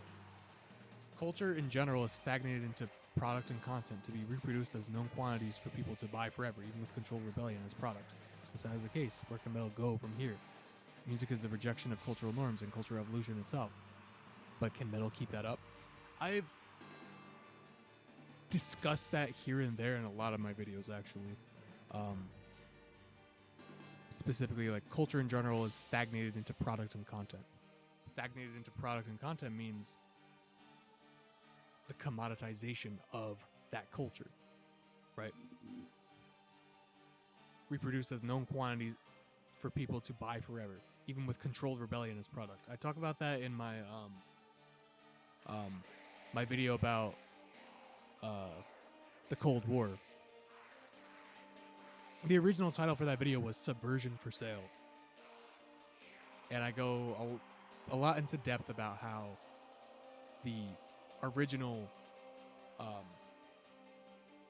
whether it be revolutionary or anti-capitalist, like, sentiment present in metal, via like their original bands in the late 70s and early 80s, it got fucking popular and it had a lot of fans and it was introduced to more and more markets and it became more commodified and it made a lot of money and it went the way of most cultural products go. Like, it wasn't unique in that respect. It was unique in the ways in which metal is unique, sonically, and culturally. But it's just one of many cultural products and art forms that get commodified because it is enjoyable and it attracts people that are willing to spend money on it. And if it attracts people and people are willing to spend money, it's going to get commodified eventually. And metal got fucking commodified. So yeah, I talked about it in that video, and I talked about it in my hopelessness video a lot too. Like you said, like, where can it go from here? Where can metal go from here? That's part of a lot of the reason why a lot of metal fans are doomer or hopeless or misanthropic, is because they realize, wow, even metal, the thing that we love for its subversive nature and like the fact that it can't be a status quo line-toting product. It is, and it did. Even metal, even the fucking metal, the most evil, dark, subversive, fucking terrifying and uncontrollable force that we have, like, culturally created. Even that got commodified into a money-making product, into a fucking consumer attraction, into an advertising, tool. And that very fact that, like, we live in a capitalist society that ever morphs culture into commodity is something that's fucking depressing for people into metal.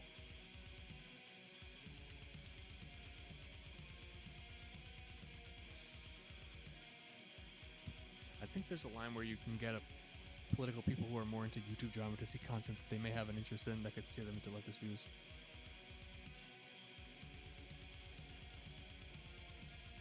There's definitely a way that I can, like, weasel my way in there. But, like, I want to do it right. I don't want to just be like, Ethan Klein mentioned fucking Metallica one time. I'm going to talk about Ethan Klein now.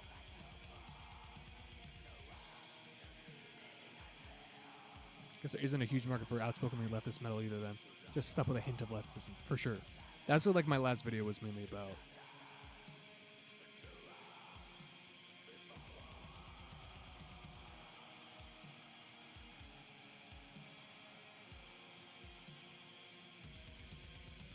That's how I got my friend off the Candace Owens pipeline. We get him into FD Signify and Louisville because he likes hip-hop. Now he hates Candace Owens.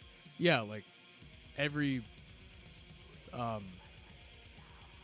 we all, like, fulfill a particular role in the pipeline, the funnel, as they say. I think Hugh Gopnik came up with that, the funnel. And like pretty like clearly and blatantly, like my place in the funnel is, like you said, for hip hop fans to get into FB Signifier or Lil Bill.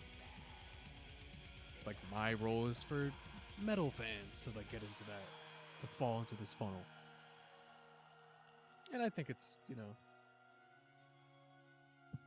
important to a degree. I'm not gonna say it's like crucial work that I'm doing, but like it fulfills a purpose,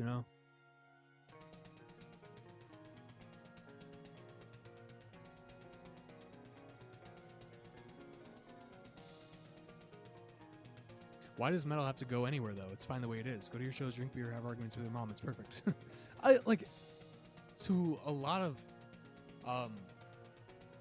I agree with that to like a very far extent. Especially like there's so much music, so much metal that's old, like ancient. In modern terms, like decades old.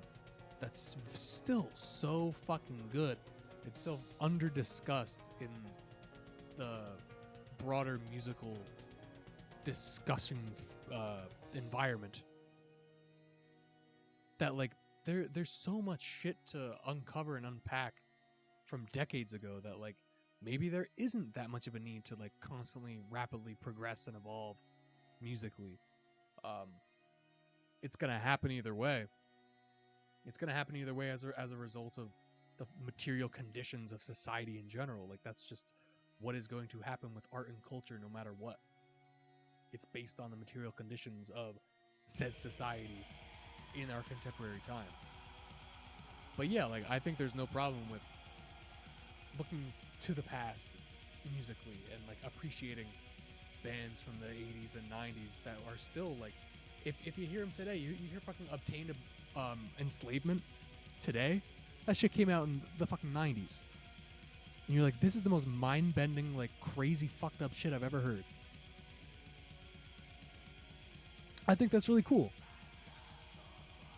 And I think it's important. I think it's not something to be overlooked.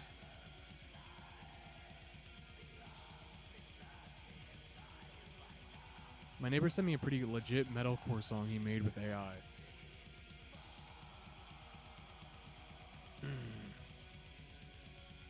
I know, it's kind of fucking crazy. Like metal is not immune to any of this fucking shit. And like we know that, and it's depressing to a lot of people.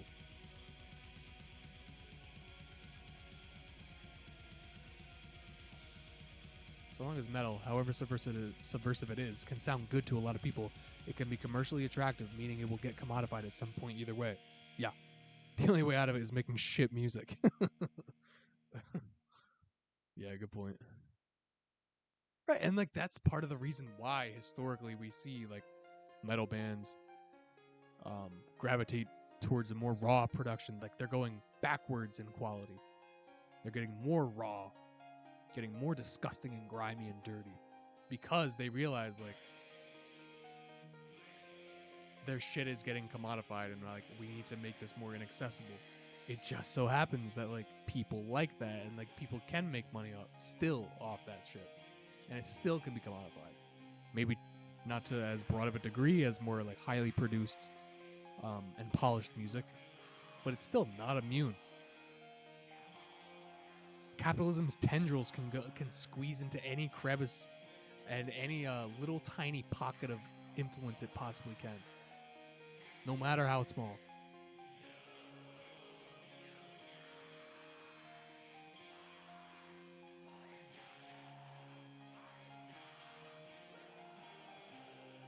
What would you say are some truly leftist metal bands? Redford and Punk. You said a couple of them, yeah. There's also Trespasser, is the one I played in my last live. I like to bridge gaps between hip hop fans and metal fans, etc. I hate subcultural purism and sectarianism.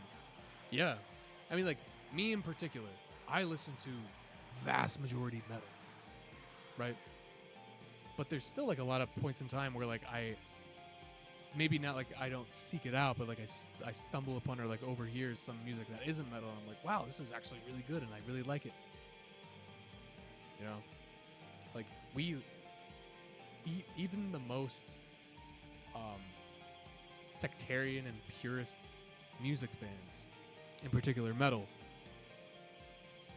enjoy shit that doesn't perfectly pertain to their Puritan sect.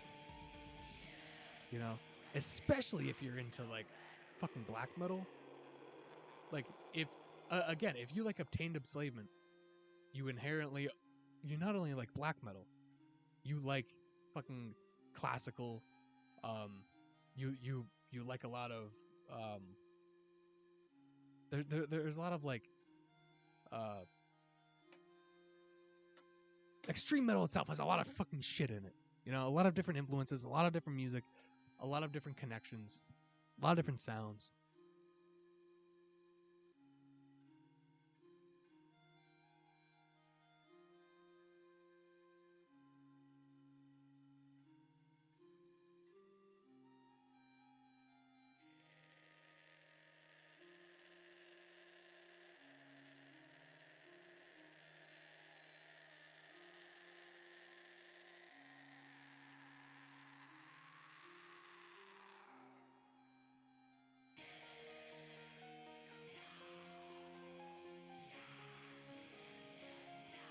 Art and culture has to progress and continue because stagnation is death.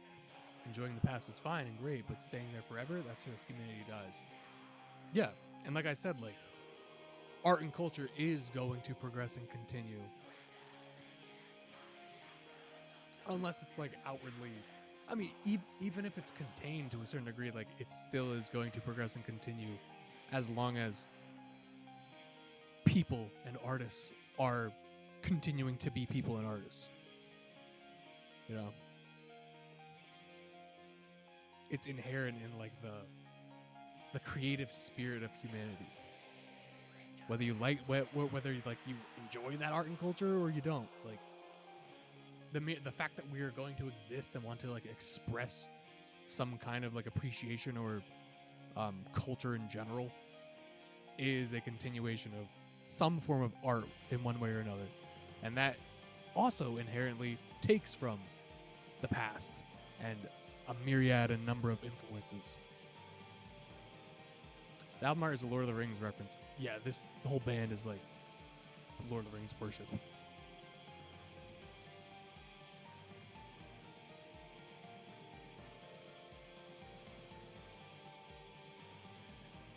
The one with no knowledge makes predictions. The one with knowledge doesn't make predictions.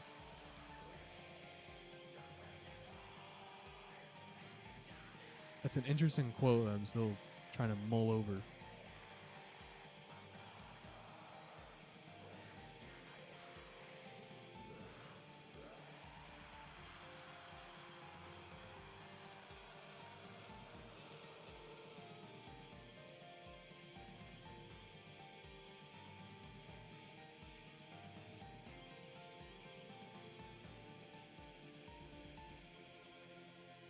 Every Lord of the Rings band I've heard is surprisingly awesome. I think I'll check it. Well, there was another Lord of the Rings theme band that I was thinking of.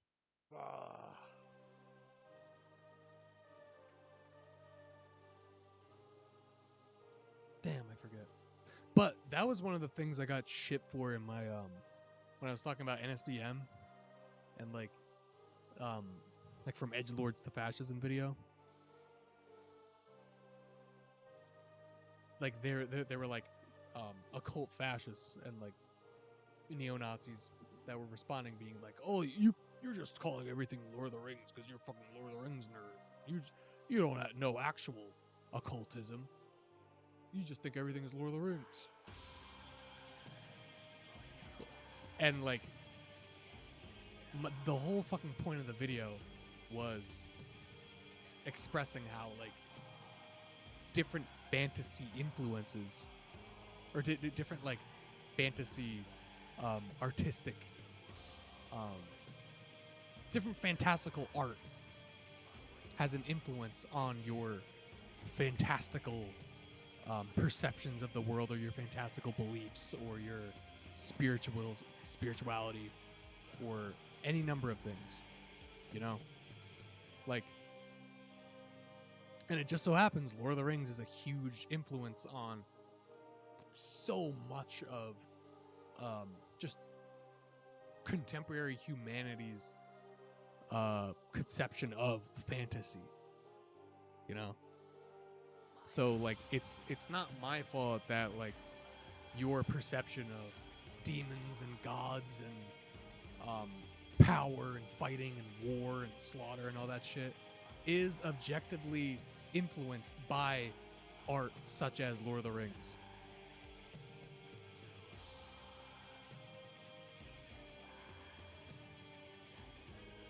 Like, Lord of the Rings is fucking old, and a lot of occultists, now that we're influenced by people decades ago, we're influenced by fucking Lord of the Rings and their deep fucking lore and all that dark, you know, demon, evil, power wizard kind of shit, you know? And all that shit, before Lord of the Rings, all the shit of like, oh, spells and dark and demons and dragons and fucking devils and all this shit. Before Lord of the Rings, there's a fucking myriad of other fantastical shit that was influencing that shit. Like, nobody fucking just was born from the womb and was just all of a sudden got some spiritual dropping into the head of like, oh my god, Satan is the one true king, or fill in the blank fucking bullshit. Like, this shit was influenced by maybe fucking Beowulf. Maybe it was influenced from the actual fucking Bible, from any number of tall tales and legends and fables and folklore and fairy book story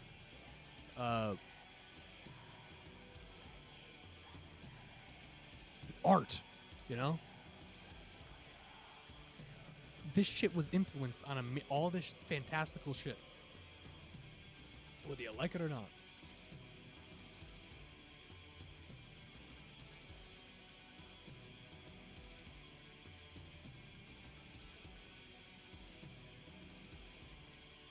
Some of us grew up on Lord of the Rings. Some of us found Crowley in a Guinness book and got obsessed with chaos magic. Yeah, and like Crowley, he was fucking influenced by a myriad of other fucking shit, whether like in his childhood or throughout his fucking life. Like, he didn't come to the novel conclusion of like, wow, there's some spiritual depth to this world that involves the fucking devil and shit like that. Like, it's so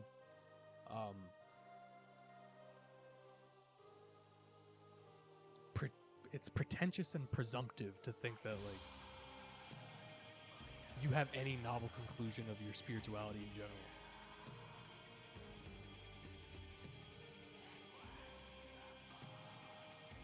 Unless you were fucking living on the top of a mountain for your entire fucking life. Like, you are influenced by a number of fucking shit. Especially when it comes to shit that you can't tangibly or, like, empirically see or validate. Like, where do you think those mental and abstract images and visages... how do you think that formulates and comes to be in your head? By fucking... all this fucking art and influence that... over the course of decades and centuries and millennia even. It gets filtered through the generations and gets absorbed into people's consciousness and gets turned into a spiritual belief here and there, and next thing you know, you got fucking occult fascists, you know?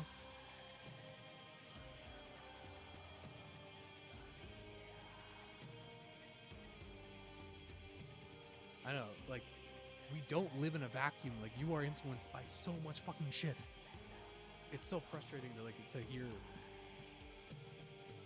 people think that they can like pinpoint their influences or think that they're like such a special snowflake of spirituality. You're not. Sirathungal, I really is another one of those bands that like I really wish I liked more. because like they check all the boxes. Of course, like Lord of the Rings theme, awesome. Early, like late 70s, early 80s, fucking heavy metal, awesome. Huge influence on a lot of the extreme metal bands that were like coming up in that time period. I just like could not get into them.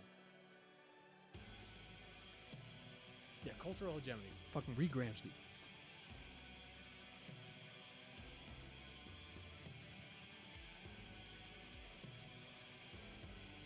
So,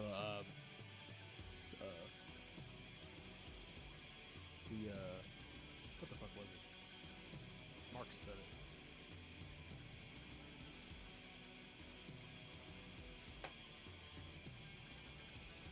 The material fucking. Hold on, sorry.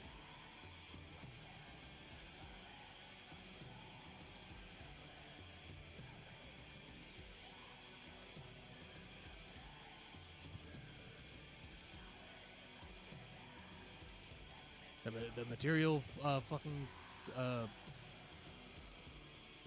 systems of power dictate the mental systems of power. You know what I'm fucking saying.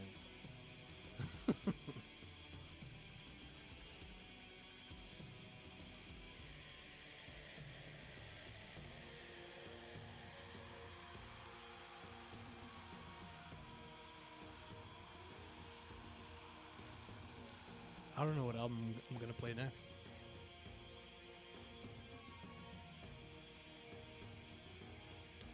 I was playing I don't know if I want to play like any video games on here again. I might. It's just like hard to. I need to like find a good like passive game to play. You know. I was like, I'm playing Death Stranding right now. I just started it the other day. And I don't know, that doesn't seem like a game you can really like passively play. Even though like it kind of is just walking.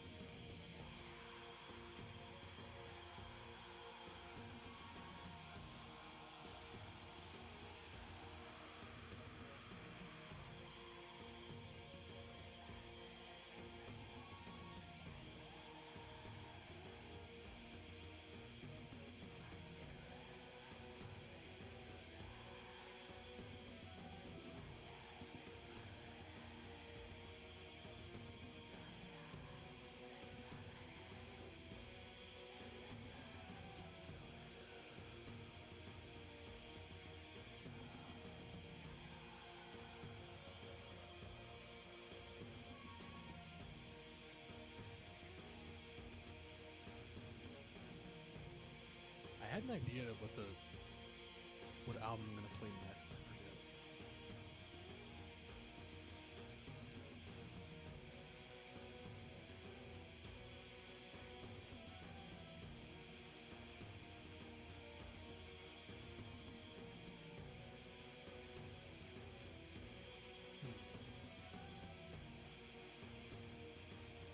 I don't know.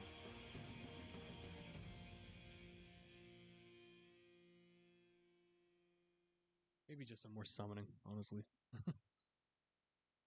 We'll do Liberty Mutual is all. summoning Belvedere.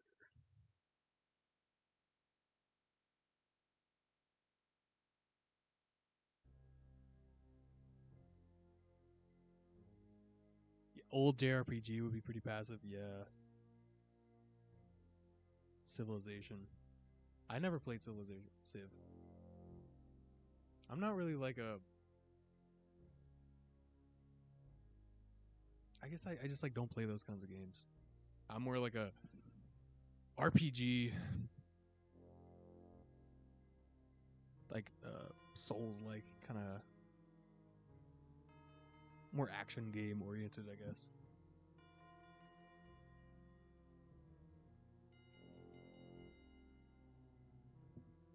Wolves in the Throne Room. Yeah. Celestial lineage.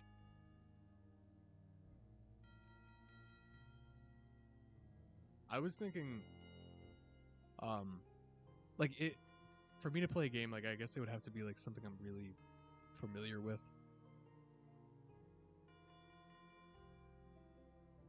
Like I would play like a Metal Gear Solid 5. I could like complete all the side ops or something. I was thinking about that.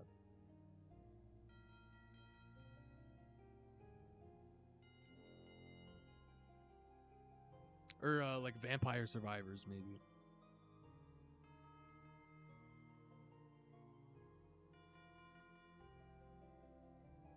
I was thinking about that.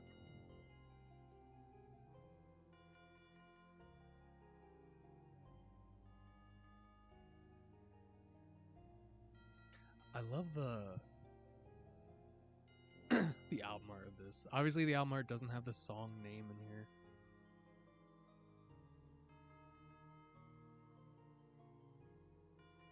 It's like such a nice album art.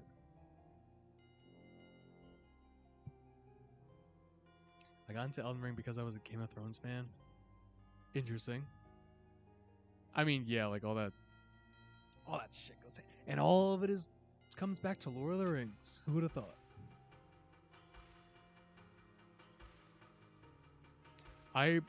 Because I never had PlayStation. I only played Bloodborne, for a little while, on like a friend's PlayStation, but I never beat it. So I'm kind of like not a true. I haven't played and beat every single Soulsborne game, namely Bloodborne. I feel like I played all the Dark Souls, fucking Elden Ring. I'm in there. I pre-ordered Dark Souls 2 and 3 and played them on day one, both of them.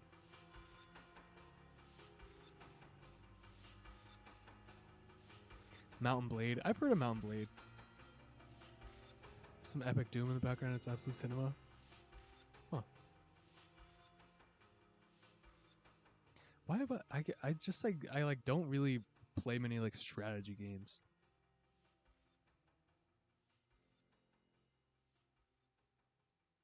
Immersive sim. Would like Dishonored count in that category?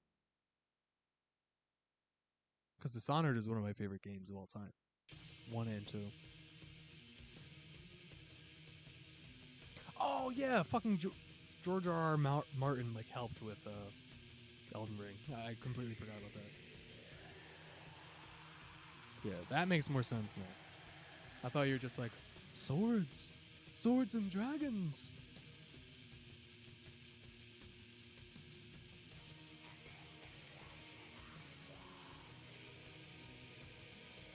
I'm playing Victoria 3 so I can fantasize a global socialist revolution.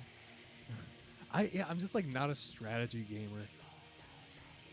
I employ strategy in the games I play, but I don't play specifically strategy games.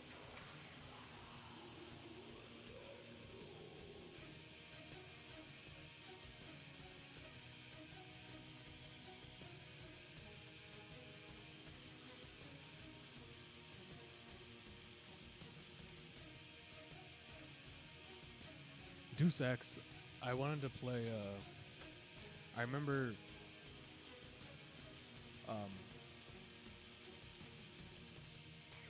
I played I forget what it's called. Human Revolution. It was on 360.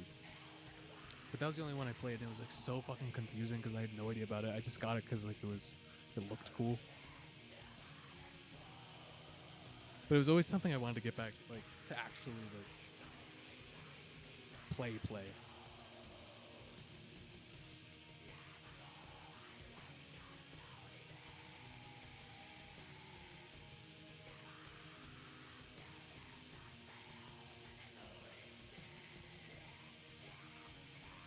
That's what I figured. Like, it didn't seem like it was like a super immersive game.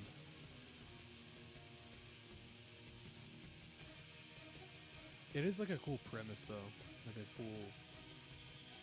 cool thematics. Like all like Bloodborne and Elden Ring, like the lore and like concept art and thematics of it all, like it's like crack for medieval fantasy people.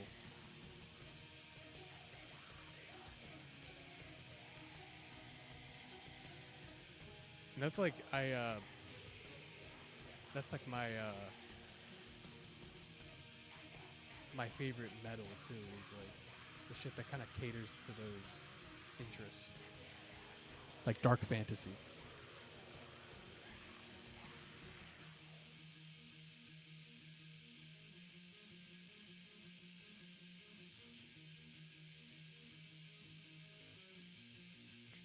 I wanted to play Disco Elysium.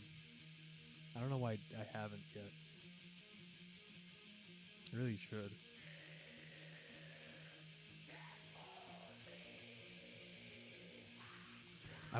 I started Baldur's Gate 3 the other month. And like I have no experience with like turn-based games like that, like traditional RPGs. So it was like kind of frustrating because like I really loved like the like character development and like all the choices and like the like D&D kind of aspect of it. But like the combat with like the turn-based shit was so frustrating, especially coming from I was playing Metal Gear Solid before that, and then I went to Baldur's Gate, and it was just like the amount of turns that are wasted just from misses is so fucking frustrating.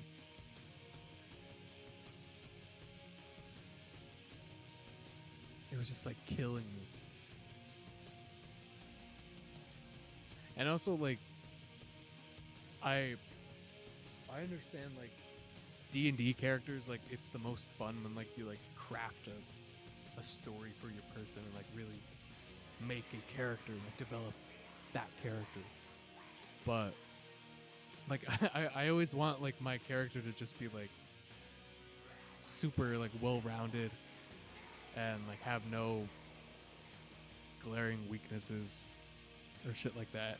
And it's so frustrating being like, God damn it, my like intelligence is too low. I want to be smart and strong and fast and sneaky. Like I want to like not have to like limit my character to like one particular thing or like subclass,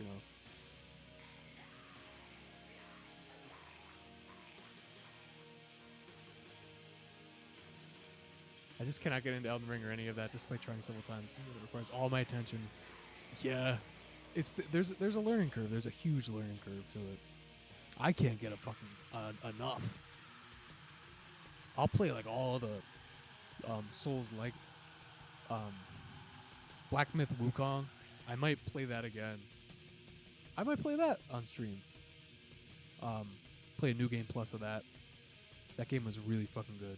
I just finished the first Berserker Kazan. It was really fucking good. The combat was so fun. I wouldn't say it's like as hard as like the Dark Souls games, but yeah, it was just really fucking fun. Loved Baldur's Gate 3 because I didn't think I could handle non-turn-based games. Then I beat Bloodborne and couldn't go back to turn-based games. I just don't like fucking turn-based games at all, really.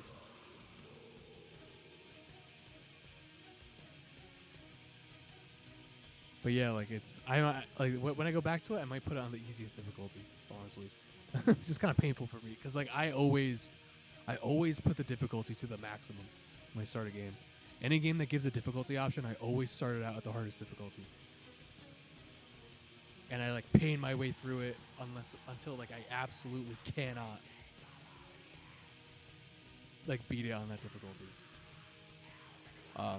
Like Ghost of Tsushima. I played it on lethal difficulty the whole way through. That's right. But then, but when I started Baldur's Gate 3, I started it on the hardest difficulty, which was like a hardcore mode, and where like you can't load, and like if you die, you're just fucked. and I like fucking sucked at the turn-based game, so it was just like a nightmare. I had to completely like restart a character, which kind of fucking sucked. I do want to play. I want to play with my partner because that would be really fun to get into.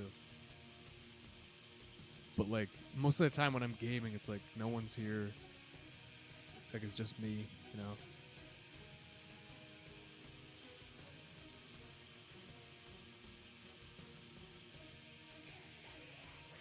I played. You're talking about Divinity 1 and 2. I really wanted to fucking play them. I played Divinity. I think it's Dragon Knight. It was on 360. And it was like kind of a hunk of shit, but like now it's apparently like a cult classic.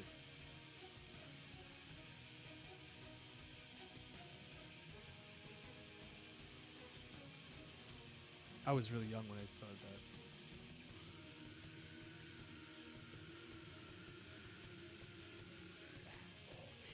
I still need to play Cyberpunk. The Witcher 3 was like one of my, I mean, still is, I guess, like one of my absolute favorite games. When Cyberpunk came out and it was like unfinished, like most games, I kind of just like gave it some time. I have Cyberpunk like in my library. That might be the next game I play. I don't know. We'll see. I want to play it soon. Sekiro was one of those. I haven't beat it. There is like amongst like the Soulsborne player community, like there is kind of a divide between like players who just like could not get into Sekiro and players who were like Sekiro is the best fucking Souls-like game ever. And I was the former. I just like could not, especially like after Elden Ring.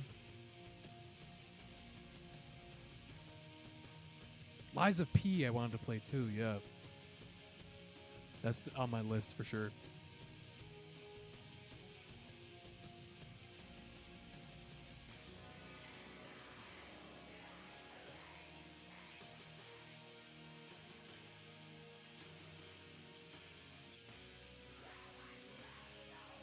Yeah, I played my first one fucking all in mode.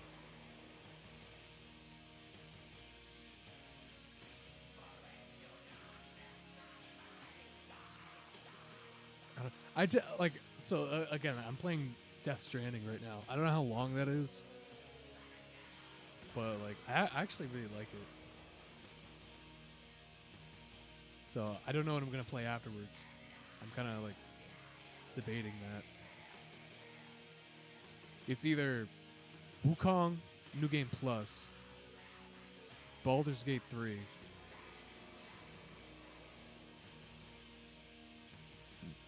or something else.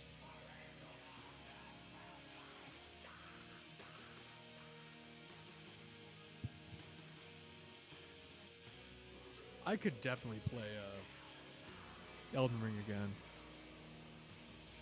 I could 100% play Elden Ring again. I just like kind of want to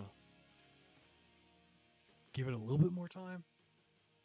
But yeah, I like definitely could. Cyberpunk reminded me of so much of that feeling of absolute cinema I got from Mass Effect. Mass Effect is another one. Like I fucking love the Mass Effect games. I played them when I was really young.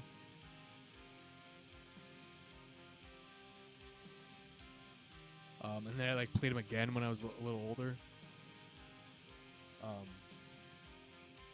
Yeah, I fucking love Mass Effect. And like same thing with Dragon Age. Dragon Age is just dark fantasy Mass Effect. Like same fucking shit. Maybe not as good. I loved Dragon Age Origins and Inquisition.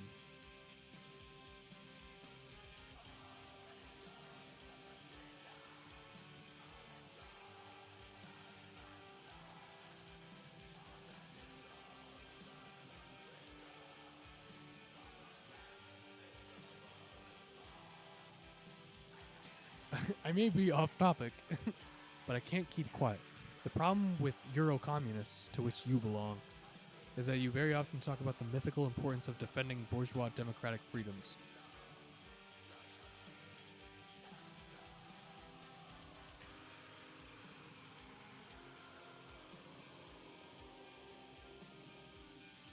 I understand like where you're coming from. The leftists from Russia may have problems understanding what you're saying, but still, can you give me some examples of me defending some of these bourgeois democratic freedoms? Are you talking about like, you know, universal suffrage or you know, the right the right to life, liberty, and the pursuit of happiness, like that kind of shit?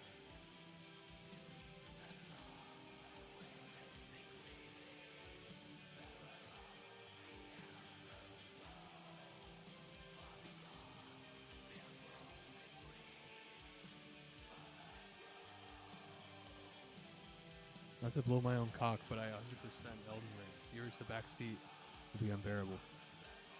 I've 100%ed Elden Ring too. I 100%ed it on Xbox, and then I played it again on PC.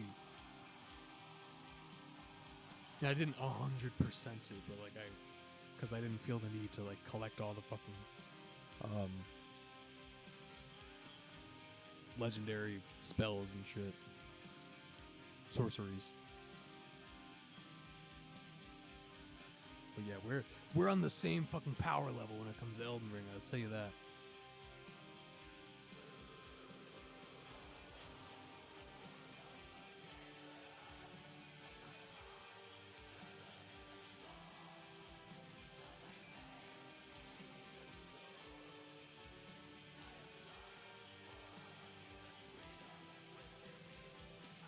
The Turkish and Israeli Communist Party, instead of promoting the communist position, they simply joined the liberals and adopted their protests and adopted their slogans, abandoning their own.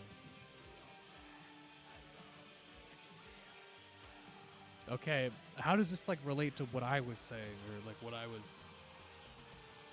like? How did I defend the mythical importance of bourgeois democratic freedoms? I'm just asking for what I said to make you think that I'm like doing something wrong in your eyes. Because I think I know where you're getting at.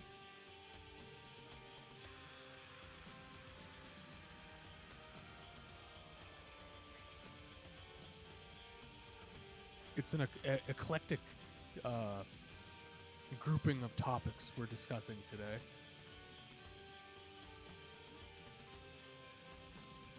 We could talk about fucking evolutionary biology. We can talk about the YouTube metagame. We could talk about video games. We can talk about mythical bourgeois democratic freedoms. See a big, McLarge, huge. Thanks for watching.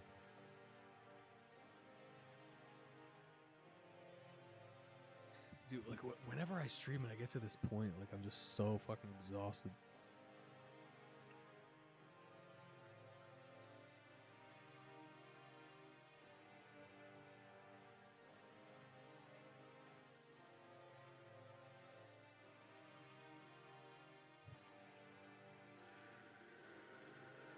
That's why, like, I need to, like, come up with... I'm just, like, saying my thought processes just here for no reason. Like, I need to, like, come up with, like, a list of, like, shit to do, shit to watch, to discuss, to play, as opposed to me just, like, coming on here and just being like, what's up? You guys got anything you want to fucking talk about? Like, I need to have some kind of plan instead of me just coming in here, reacting to the chat, and then getting tired and not having anything else to say, you know? Like, I have shit to say, but, like, I don't want to just, like, go off on some bullshit that, like, nobody wants to hear about. I want, like, you guys to, like, at least have some sort of say in what's being discussed. By bourgeois, I mean the defense of parliamentarism. Distraction by the fight. Distraction by the fight against some random topics that are a consequence, that a cause. The search for the lesser of two evils. I'm not defending any of that shit. I'm never going to be the one to search for the lesser of two evils, or like defend that kind of positioning. And I'm never going to defend parliamentarism either.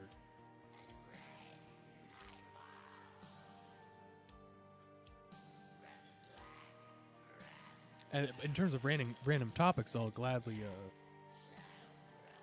own up to that one. I've been talking about some random topics, but in terms of like their like utility as a distraction,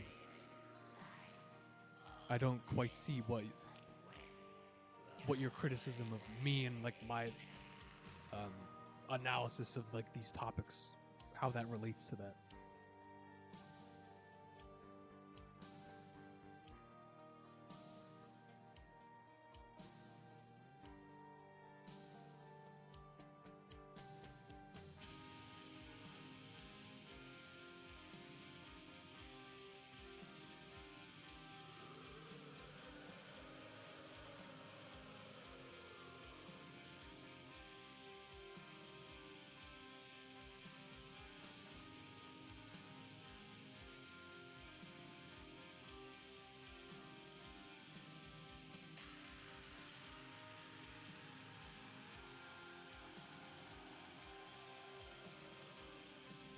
Isn't it funny, the opposition, Russian stuff versus Euro stuff? I often see that online. I struggle to understand, mostly because I have no idea what the fuck goes on in Russia.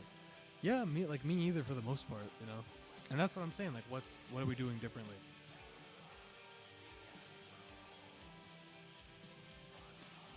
Welcome to Bruce Bathory's Happy Time History and Meme Hour.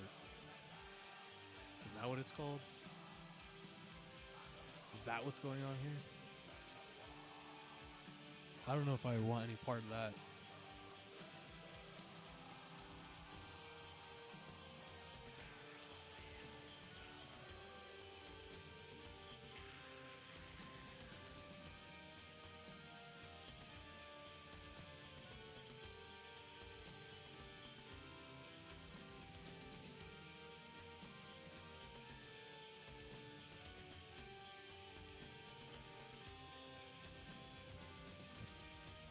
Thank you, emo grindcore.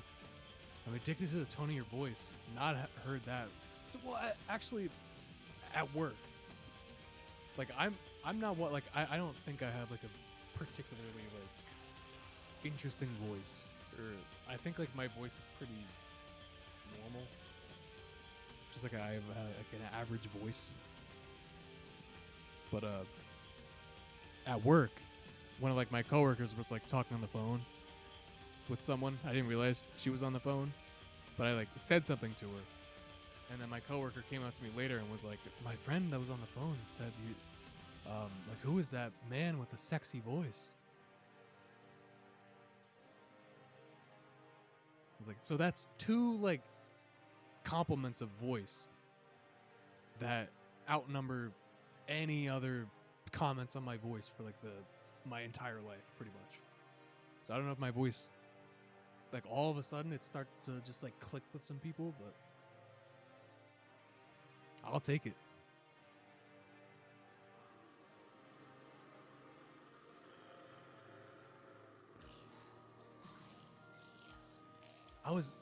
Speaking of languages, I was gonna say that like in this book that I'm reading, like first of all, in Indonesia, there's like 700 languages apparently.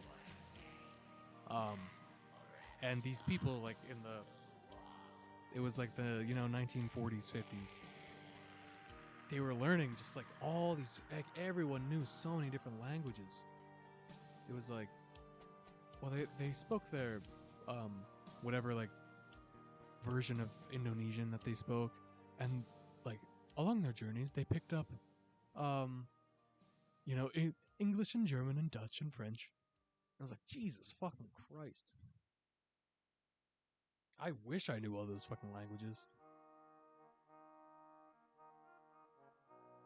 I need to I really want to learn another language. Just, like, I have so much fucking respect for people who speak more than one language. And I know like I can. I just need to like do it, and it's a lot of work. And I have video games to play, you know, more important things. I have bullshit, stupid video essays to make. You know, that takes a lot of time.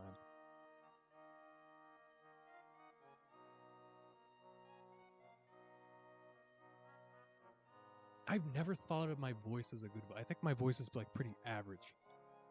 And like sometimes I think like maybe my voice is kind of annoying, but never like sexy. It's the mustache. It loosens your vocal cords, making your voice sexy. The mustache goes all the way down. I think you need to revise your anatomy and physiology. By the Euro left position, I mean something like, we live under an authoritarian regime. First we need to unite with the liberals, bring them to power, and then think about what to do. Okay, like I understand like what your critiques of like a united front, of like uniting with the liberals to fight back the supposed authoritarian regime. She says many leftists in America now take not a socialist position but an anti-Trump position. Yeah, like you're critiquing the united front essentially. I'm never gonna say like we need to fucking have a united front with fucking liberals. I mean, as anti-liberal as you could possibly get. I'm living in a liberal society, so of course, like I have been indoctrinated in the liberal tradition, and like I assume a liberal character based on my circumstance, of course.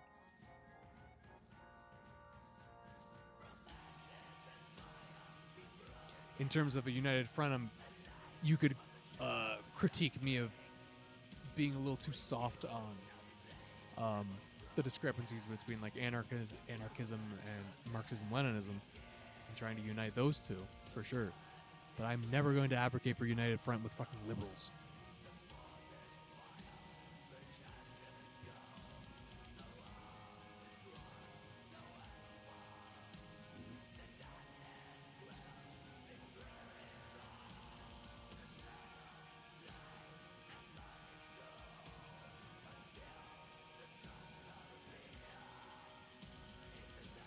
Welcome back.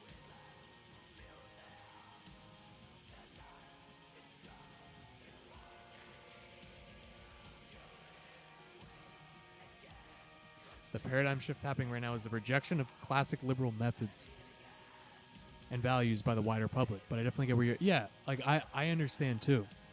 Like, I understand, like, your gripe generally, like, what you're saying.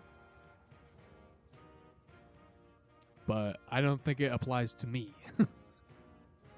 It definitely applies to like the broader leftist political sphere, especially on like the internet.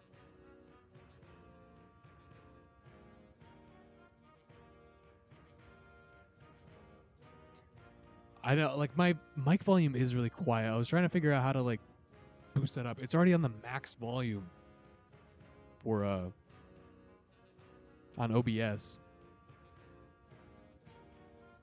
I don't really know how to like crank it up more. And I'm like putting my face like directly like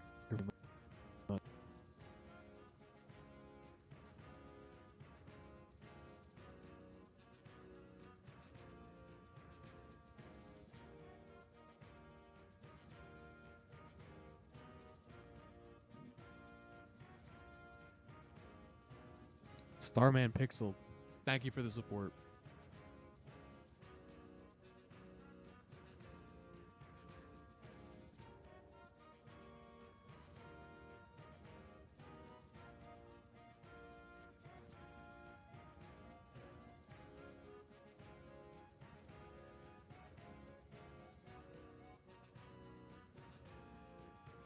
But yeah, like I really want to. I mean, it's kind of it's kind of like passe in like our own time, especially in America. But like, and not just like to be like a fucking China glazer. Although like I'm not gonna shy away from those accusations. But like I want to learn Chinese. I would learn Japanese and like not like a weeb kind of way, but just like those languages are very interesting and like so different from English. But then like I took like German in high school, and German's really similar to English, so I could probably pick up German pretty quick. Spanish would be good for my workplace because I work in healthcare,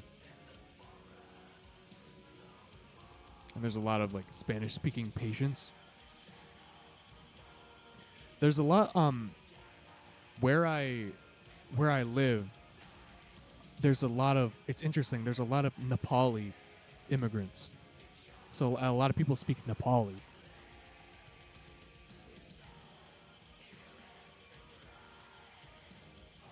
I don't think I'm gonna learn Nepali, but it's interesting how many people speak Nepali from where I am. See, I would say like the languages I would like want to speak is like Chinese, German, and Spanish probably. But like, it would just take so much fucking work. Like Chinese Mandarin is what I'm saying. I don't mean to be an ignoramus.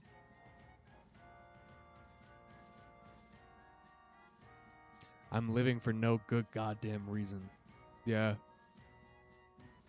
We live to listen to fucking summoning. That's what we're here for.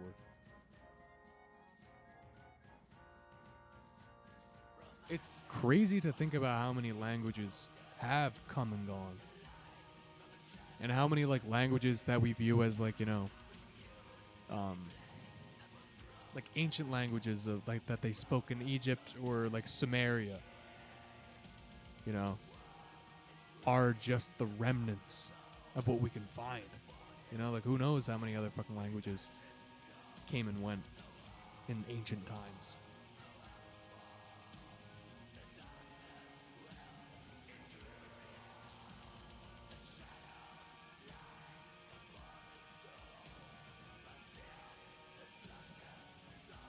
Mandarin is hard, and like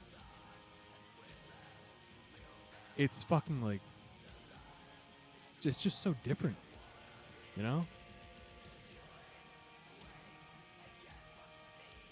I want to though. I really want to learn it. Maybe not. The writing seems really hard. There's just so many fucking like Japanese has kanji, which are like a lot of them are like Chinese symbols. So there's like some crossover there.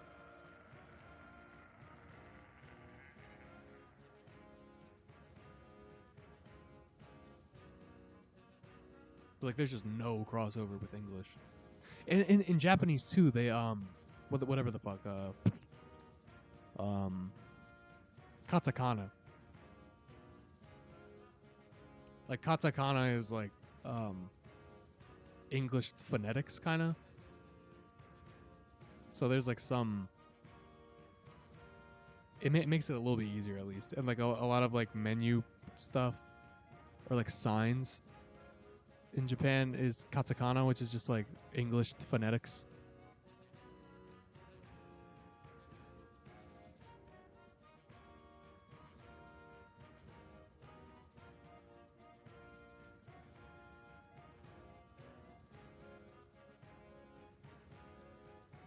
But yeah, like I gotta get into that. That's like the next grind that I need to get on.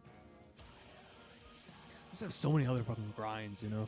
Like not only just like work, you know, like full-time job, and then like this channel, and then like I fucking play an instrument, and then like I fucking go to the gym, and you gotta get your video games in too. That's an important one. So it's just like another one of the things. But when I was reading Dialectics of Nature by Engels, he was talking about like how like in their time period it was like the era of generalists. Like a lot of these people, like a lot of these like thinkers, they weren't just an economist or like just a mathematician. Like they were just like into a bunch of fucking shit, and like they were just like really curious and like really diverse in general in their interests and like their expertise. Like Marx was, of course, like a very into like philosophy and economics, but he was also like super into mathematics, amongst other fucking shit, you know? And Engels, like, he was into fucking economics and philosophy as well, but he was really into like biology and like science and shit. So I think like that's something we all can really work on, is like not trying to be as particular and specialized in one thing. Not that it's a bad thing, but like we need to embrace being more generalists and being okay with being really into a bunch of different shit and really wanting to like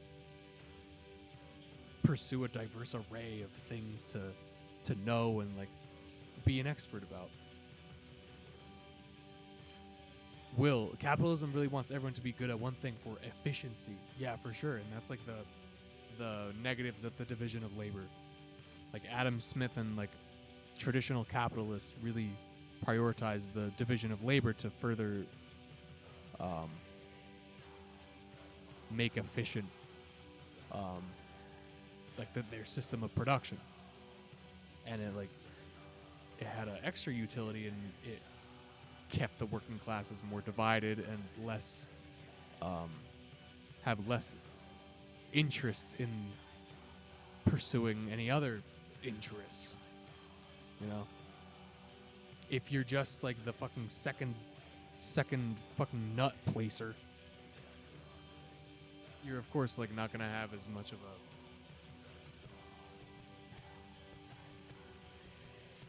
a possibility of doing anything else, because you're the fucking second nut placer on the factory line. And it's sad because like no one person is only interested in one thing. And if you are, like, you're not.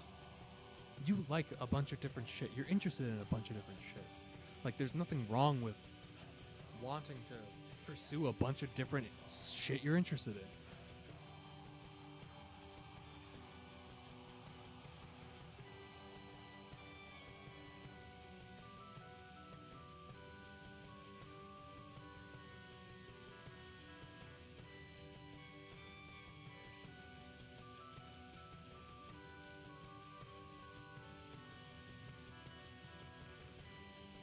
Proto-Indo-European stuff, Proto-German and Proto-Celtic here, incomprehensible. Vulcanaz is a band that sings in Proto-Germanic. Thanks for that one. Korean is like I always just think of it as round Japanese or Mandarin. Just because like there's a bunch of circles in it. I know. Pirated Rosetta Stone, tried to learn Arabic. Arabic's another one. Oh man, I would learn Arabic too.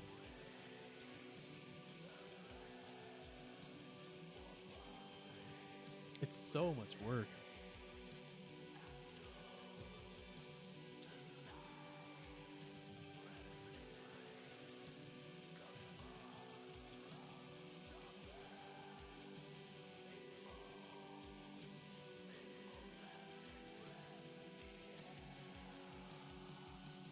Eurocommunism was a bit of a psyop to make leftists oppose the Soviet Union and basically support NATO-aligned trends or something like that.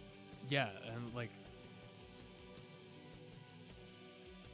as my Russian friend here was saying, like,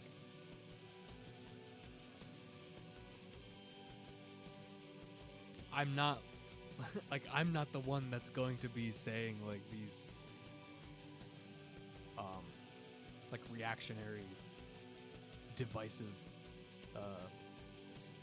like talking points and rhetorical positions when it comes to communism. Like, I'm not the one that has been broaching these subjects. It is very present in the leftist political internet sphere, but like not me, or at least like I try not to.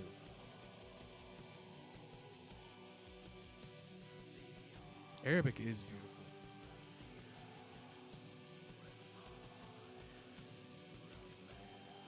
So many languages are beautiful. English is beautiful. Like, I know there's like a kind of like, you know, like anti-imperialist / anti-Western like sort of reactionary position to like shit on English. But like I don't know, in my opinion, like all these fucking language is beautiful. The concept of language.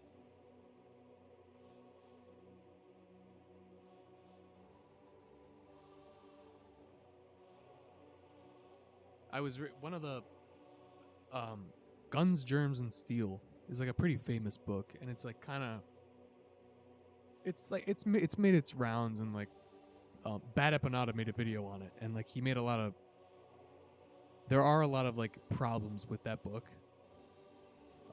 especially like it being like kind of from like a Western chauvinist perspective,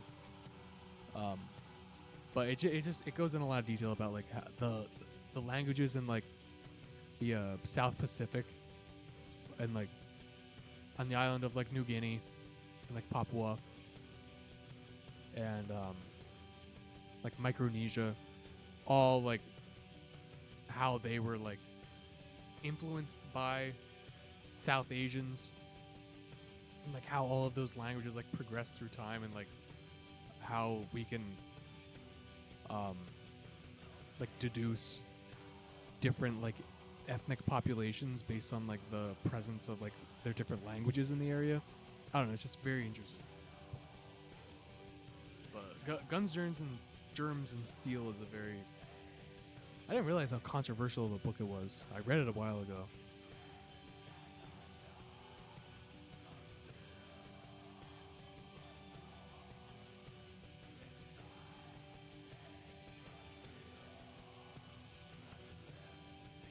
I'm convinced that the woke culture will be replaced by a post-woke culture. The pendulum will swing back in time. It already like kind of has. I can agree with you there. In Russia, half of homosexuals have already become conservatives, for example. You're like rapid firing these fucking things. But yeah, like it's a similar thing here. Like the concept of like being one of the good ones. You can be one of the, like, you can be a good gay or a good colored, but if you're supporting like a reactionary and racist and homophobic status quo, it's only a matter of time before you are on the chopping block.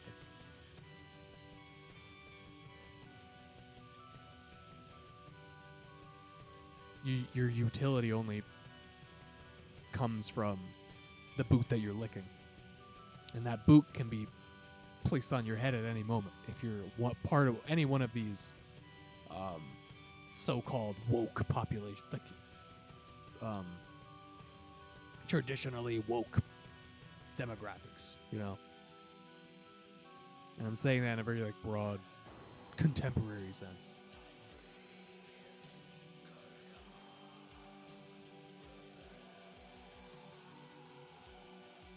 I think most any languages can have its ugly sides. Plus, there's no accounting for taste, right? Yeah. Especially like, Dutch. Like I remember seeing somewhere like Dutch is just like is English, but like every couple words you just like smash your fingers on the keyboard a little bit. And Portuguese is a very interesting language too. Especially like when you like, if you like see someone from Brazil or something, and like your Western chauvinist mind is like expecting like this brown person's he's gonna spit out some Spanish, I presume, and you hear this like weird fucking language where it's like a mix between like French and Spanish and English kind of. It's like, what the fuck is this? But it's still like really interesting and cool. Mainly because I guess you don't really hear it that much, Portuguese.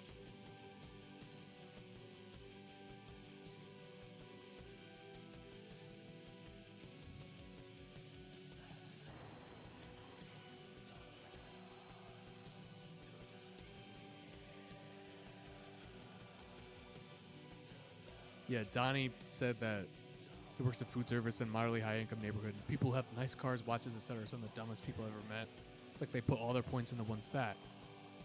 Will says, it's not even dumbness, it's loyalty, bootlicking, and the rewards for climbing the hierarchy of oppression without questioning the inherent nepotism in the corporate world.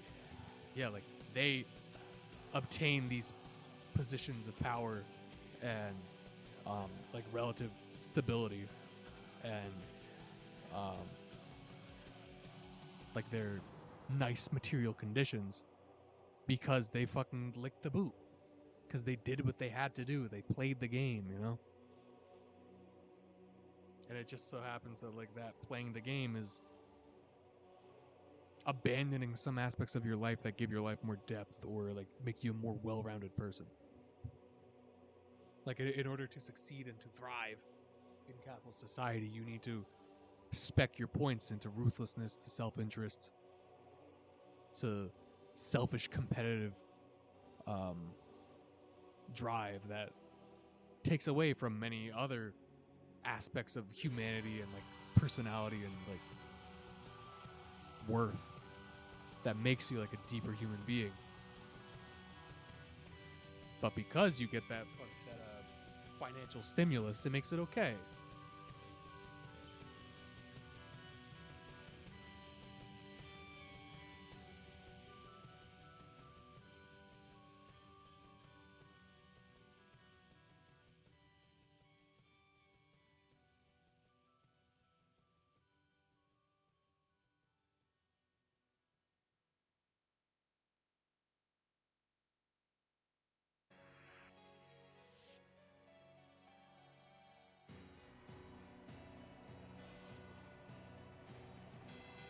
This is a good song, too.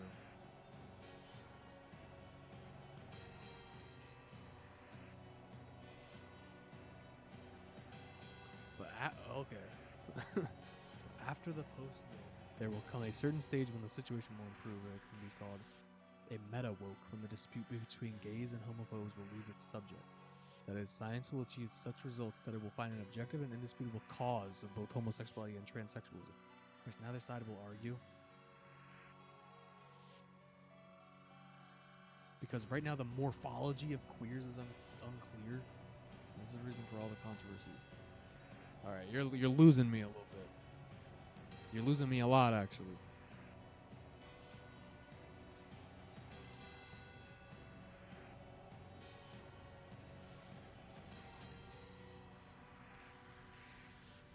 I understand what you're trying to say in terms of, like, trying to come up with some objective reality in the existence of homosexuals or, like, any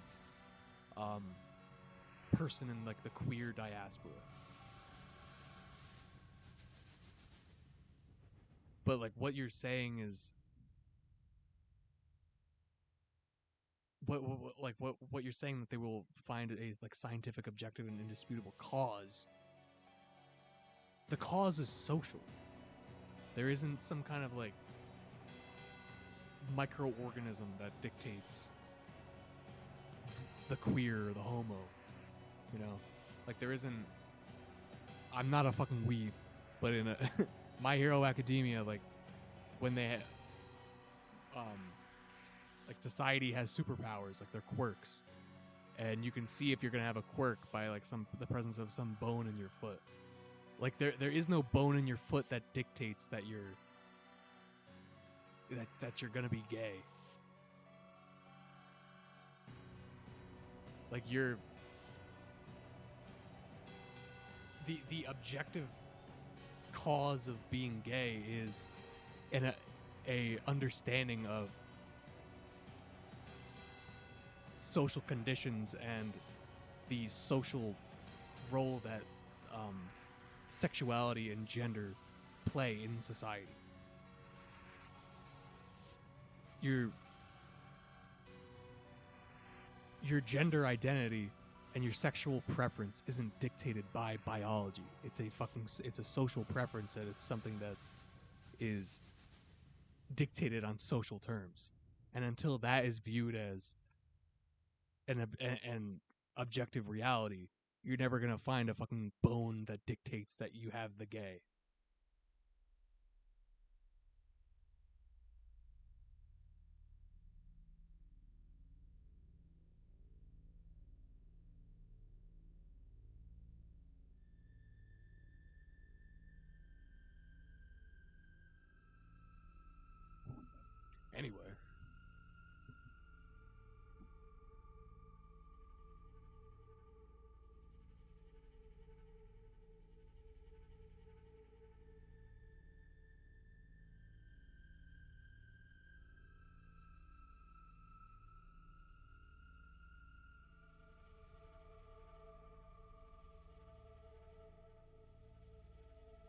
I'm probably never gonna learn Portuguese, but it would be awesome if I did. And I want to go to Brazil at some point, so maybe like I want to learn like some Portuguese. I don't know. This is like a deep cut, but anyone watched River Monsters? It was on like Animal Planet. It's like a fishing show. Jeremy Wade, like the guy in River Monsters, he speaks Portuguese. Fun fact that no one will fucking care about. Summoning is keeping the stream strong. Yes, for sure.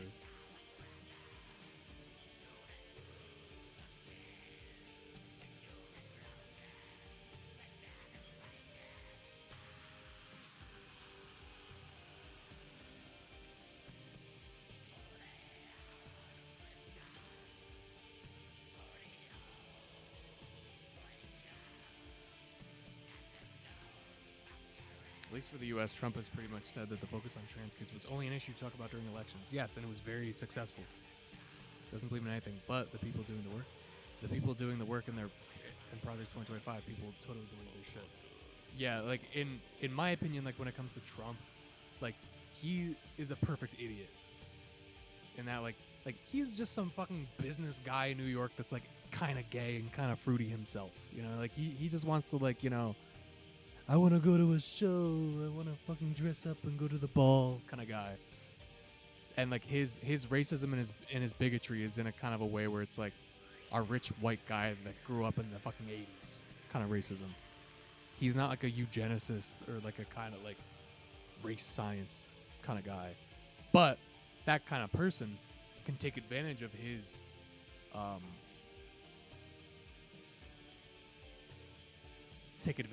like stupidity, for lack of a better word, and like his positions of power to broach that subject and to get their deeply bigoted and like ridiculously racist beliefs, like put those into action via his stupidity. And like Trump's stupidity is he'll do anything for you if you fucking suck his cock, if you kiss his ass. And fucking race scientists and neo-Nazis realize that they can get their race science and neo-Nazi ideology through to the fucking president of the United States by sucking the president's cock. And that's pretty much it. Like, Trump doesn't fucking believe in race science or that, like, you know, that there's a fucking Aryan race. Or that the gays are, like, some kind of, like, alien creature with a curse, you know? He's just some fucking rich business guy from New York that wants to go to the ball. And he likes to get his cock sucked. And whoever sucks his cock, he'll do a little favor for. I'll do you a favor if you suck a cock. Like, that's kind of like that's I mean, like a lot of more like radical leftists, such as myself, like that's our problem with the liberal anti-Trumpism, is they think they see the forest for the trees. They see the right as Trump's lackeys. Where in reality, if you're looking at it from like a materialist perspective, Trump is the pathway for these rabid bigots and neo-Nazis to gain access to power.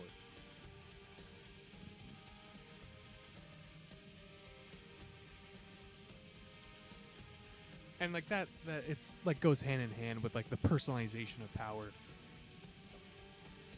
Read this fucking book. Read it.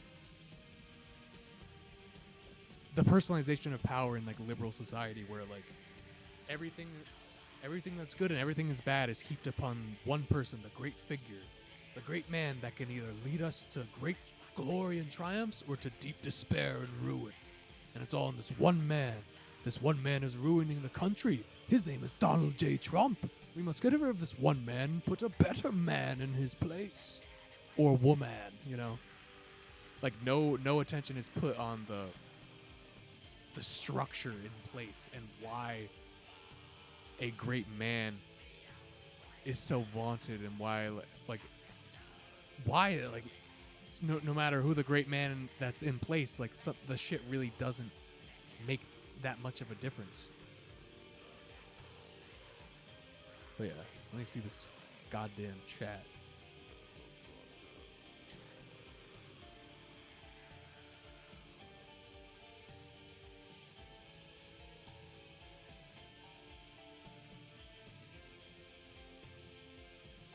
Yeah, the morphology of queers doesn't sound very materialistic to me, brother.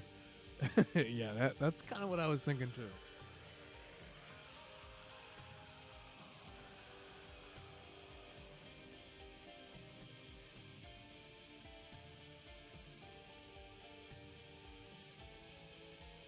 Yes, river monsters. You guys know what's up. I love river monsters.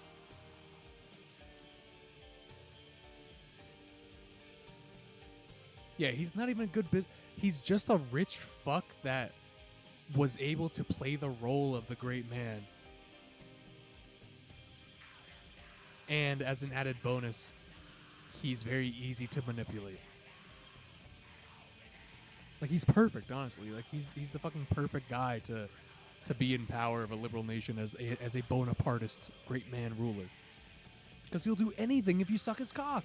And a fucking neo-Nazi will suck whoever's cock possible to get their twisted ideology in a position of power. Like, they have no scruples when it comes to that. Trump also helps push the public in justifying their already internal racism. Someone at work after his first term told me, if you're offended by the N-word, you're mentally weak. There's a lot of stuff to say in that, to that comment.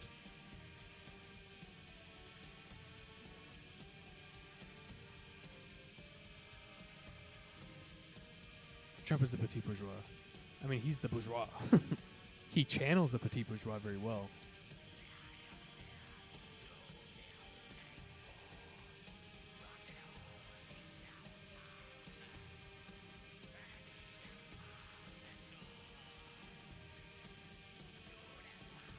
We need Quarthon. He will lead us to glory. He already did. He released some great albums. That's a lot of like neo-Nazis or like neo-pagans will like comment on this channel and be like, Quarthon would hate you. Like, he would hate leftist politics. I'm like, maybe. Like, maybe, probably.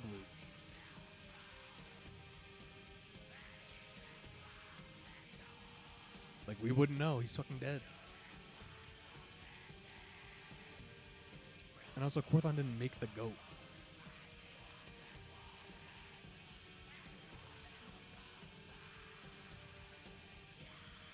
But he's a complex figure, and that's why I like him. Like, he really embodies the contradiction of metal. Yeah, great man of history, idealist nonsense. Liberals can't get out of the asinine mindset.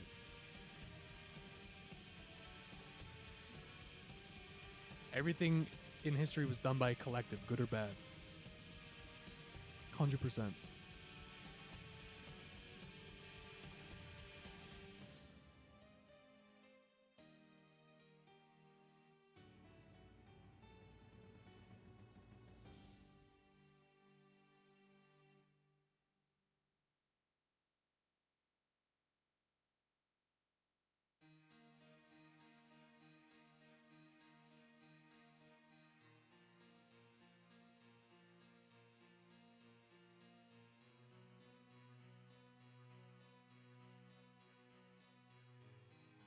Thank you, Amerigo or Maya.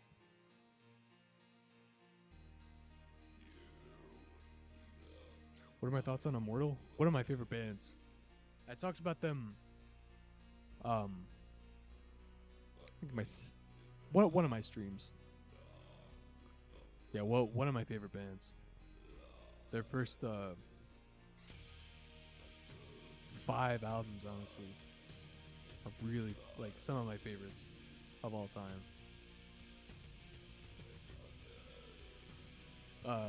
Pure Holocaust and Battles in the North, though, are 2 of my like favorite albums ever.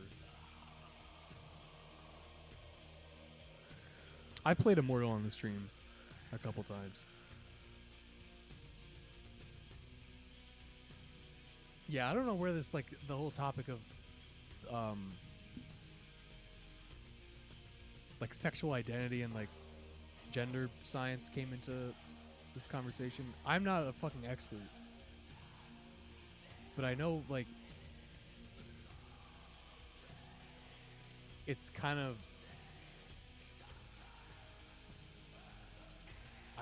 it's not a good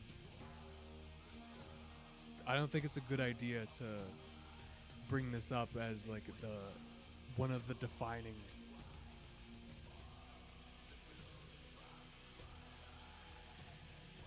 topics as to why like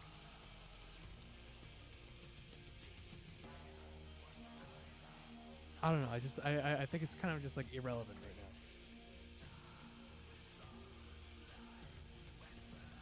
And it could only like bring some kind of like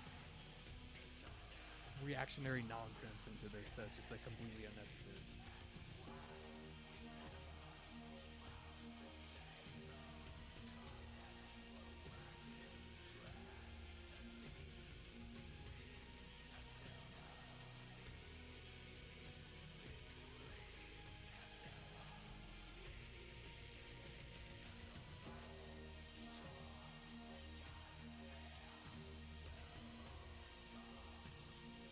Judas Iscariot, also one of my favorites.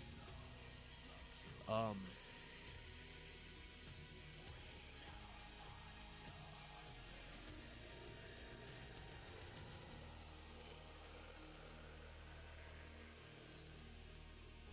obviously, like To Embrace the Corpse's Bleeding is a great fucking album.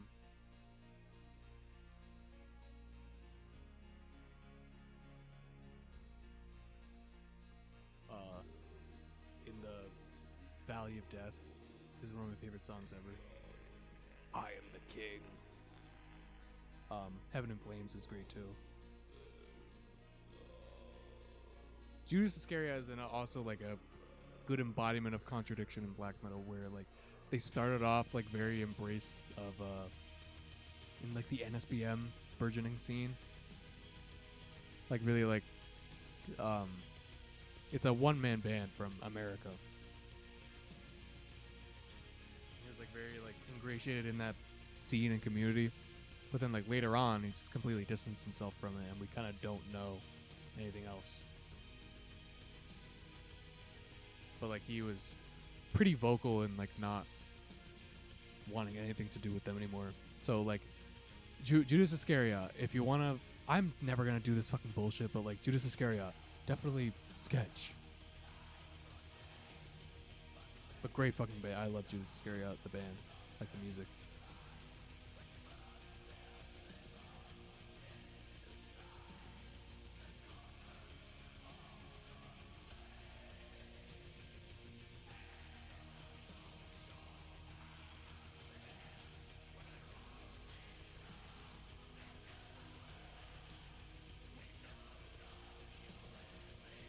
Yeah, dude.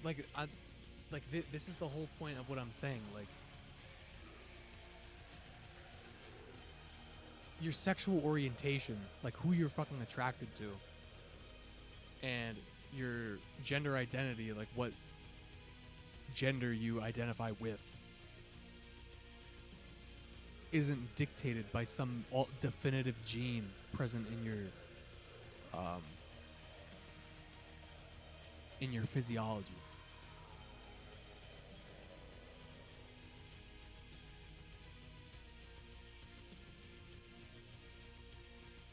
Like, think of what just gender is based on, like, purely what gender is.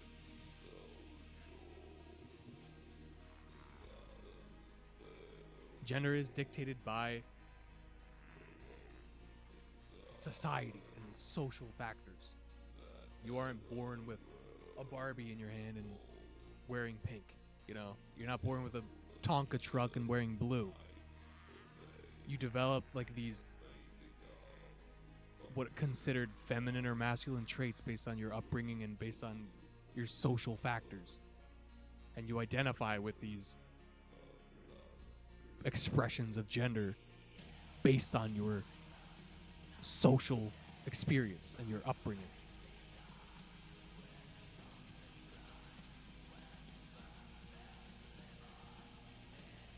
It has nothing to do with like what you're like. You could feel like you're. I think like there's might be like some confusion with like what you're like in the queer community. There's a lot of like say born this way, you know, like Lady Gaga. That meaning that their feelings of their gender identity and their sexual orientation is natural to them. Like it feels like who they are. It doesn't mean that I was born this way with the gay gene inside of me. Like maybe you're taking that a little too literally. But as a materialist, you should view as an objective truth, an objective reality that these social factors dictate social expression, such as gender. So it's really like you're kind of just like saying some bullshit when you're saying like we're still the verdict's still out on whether the gays are there's a cause for the gay or not. Like the fucking cause is social, and that is a materialist analysis of the topic that we're discussing. If you're gonna like keep wanting to look for the gay genome, you're never gonna find it, and you're always gonna be in this position of catering to reactionary homophobic sensibilities. So like what you're doing is kind of fucked up.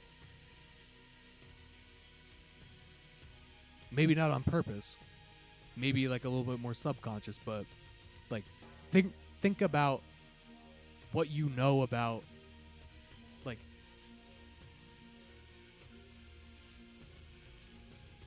the social effect and the particulars in gender expression with society itself.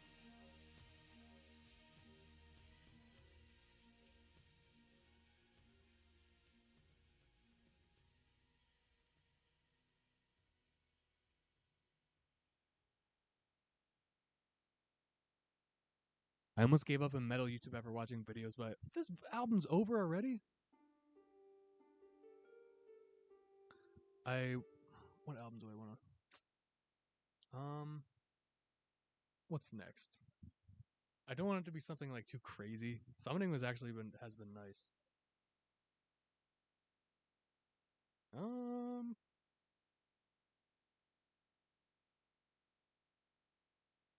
hmm.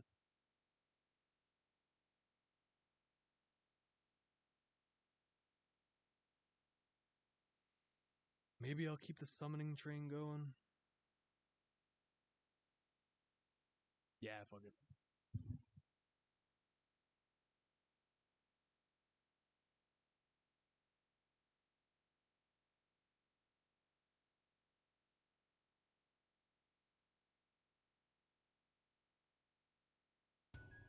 Okay.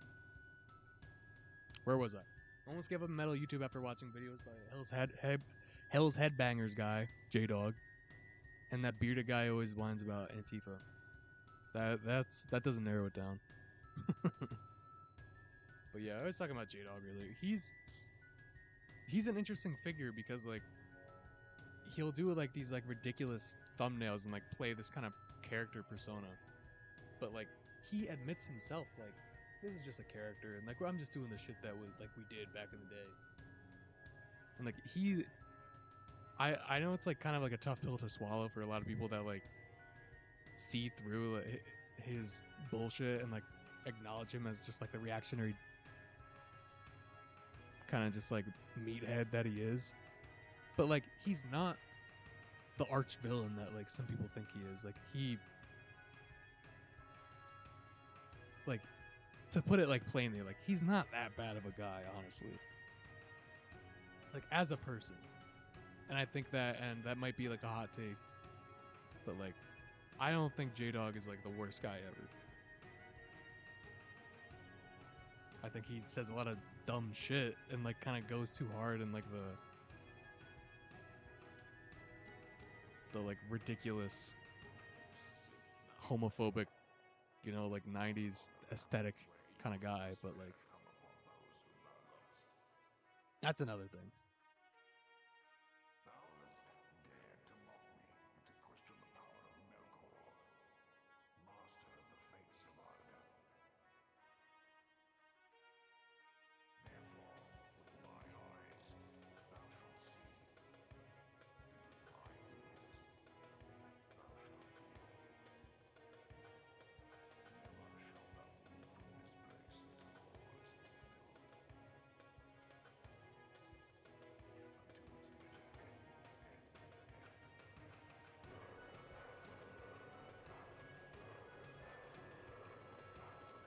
Are gays natty or on gear?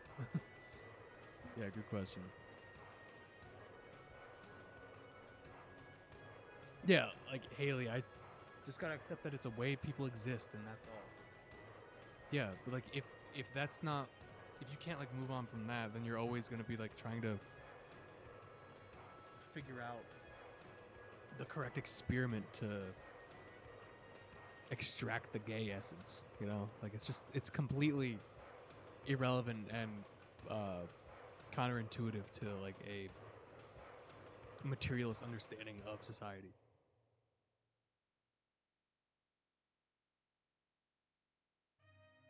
What benefit does the queer community gain from discussing genes? They are who they are, and going down that rabbit hole leads to eugenics, a very racist and dangerous ideology. Yeah, like that's pretty much what I'm trying to get at.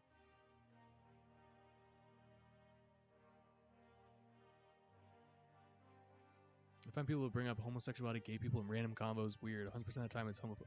That's all. Like that's kind of what I was saying. Like it was just like unnecessary. And coming from a place of like, hello, fellow comrades. So, what do you think about the gulags? Good or bad, huh? I heard they were bad.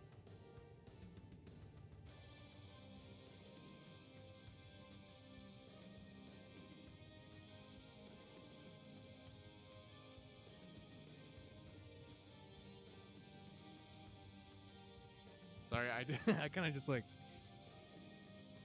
ran over all your suggestions for the music. We're sticking with summoning, okay?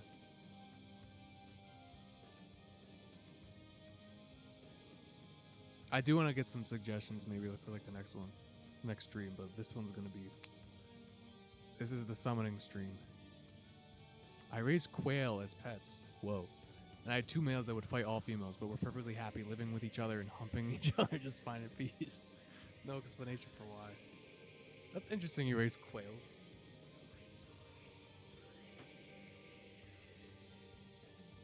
But yeah, they're just like, they're some 2 dudes, you know? No eugenics needed. The bearded guy who has a lot of war metal flags behind him, not sure of the name, he disappeared for a while. Oh, Count Blagarath.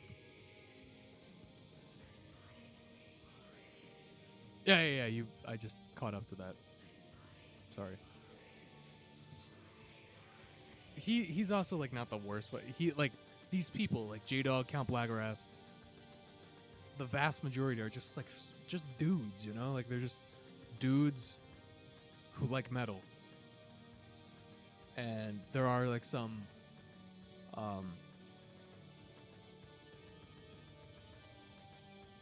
cross sections as to like why they both like metal and like their sociological similarities.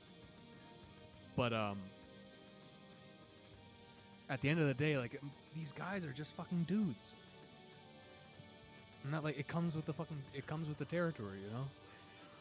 Count Black, he made a video on me actually because he watched my video on like what Nazis shit that Nazi black metal fans say, and I was talking about how like Nazis use Conqueror and bands that are like not like outright Nazis, but like bands that like, you know, go hard on like the glory and the war and like the triumph and the, you know, it's like shit like that. And they utilize these bands as cover to spread their ideology. without having the negatives of being like an outright Nazi band. You know what I mean? Like that was like the whole point of my video. Was like Nazis will use non-Nazi bands as cover to spread Nazi ideology. And it's effective because these bands aren't outright Nazis.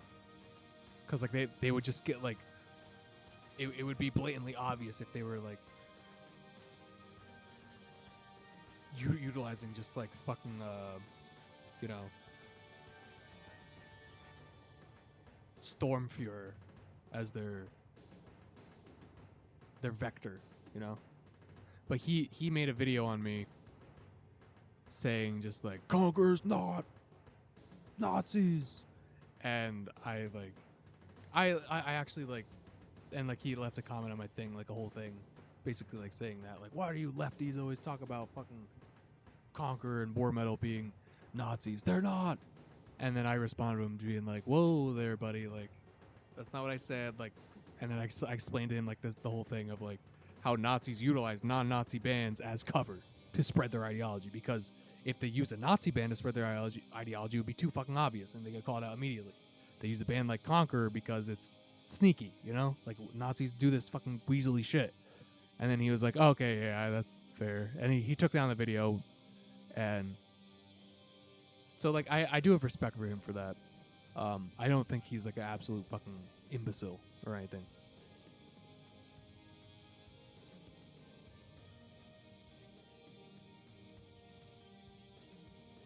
But like he's a fucking dude, you know? These people like they're not in the weeds like with all the fucking ideology. Like they're a good example of cultural hegemony in a fringe subcultural sphere.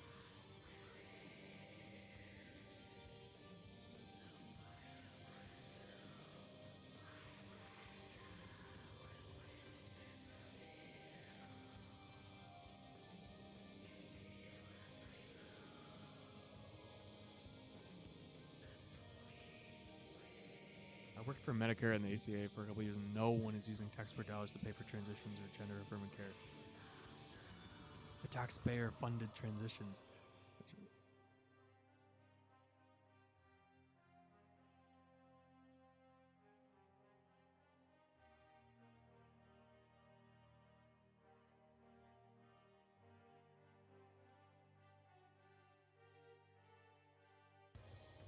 Yeah. Oh, come on, dude.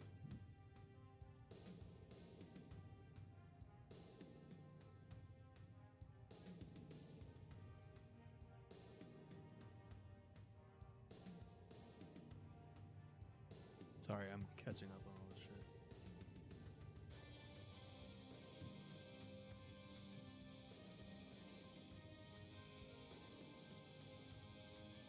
Yeah, see, bro, this non-Nazi band agrees with my ideas, so there's clearly something I'm getting right. Yeah, and like, I use the example of Burzum too, because like, Burzum the band itself like isn't just like a straight up Nazi like NSBM band. Obviously, like Varg and whatnot, but like it's used as cover because like, what do you mean? I'm wearing a Burzum shirt, not a fucking Kristallnacht shirt. I'm not an outright Nazi. I have some deniability here. That was like my fucking point.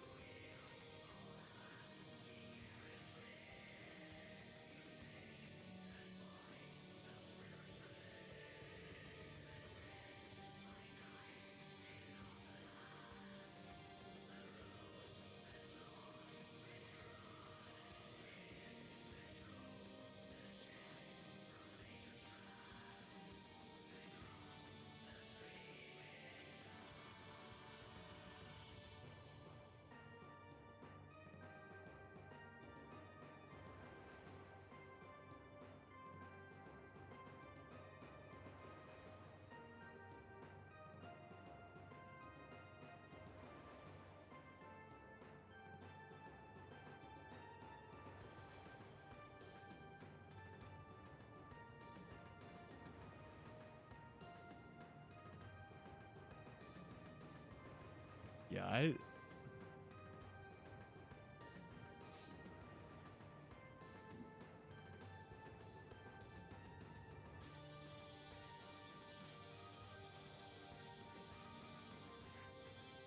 I don't like where you're going with this Russian guy.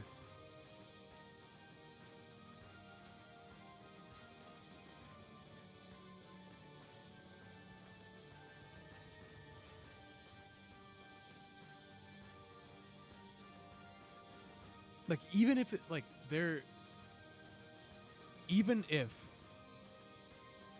all of this, all of this funding is going into, like, gender affirming care or help with transitioning, what's the problem? Like, what is the huge controversy here? Is there some kind of problem with people receiving care for something that they need some kind of medical assistance with? Is there something wrong with, like, putting some amount of funding into a medical program that someone needs to survive so that they don't kill themselves? Like, what is the major controversy and, like, the major reason why, like, you're bringing these things up as if they are bad things? Is it because, like you said, like, the verdict's out? You know, like, there isn't some objective truth that you haven't acknowledged yet? Like, what makes you bring this topic up as some kind of debate, you know? Like, because from my perspective, what you're the shit that you're saying, like, you came into this chat saying, like, starting it off with, I am not like, pertaining to communism in the correct way. And then you're talking about, well, the gays are not, they're not an objective reality yet, so what are we going to do about them? Like, what the fuck are you talking about at this point?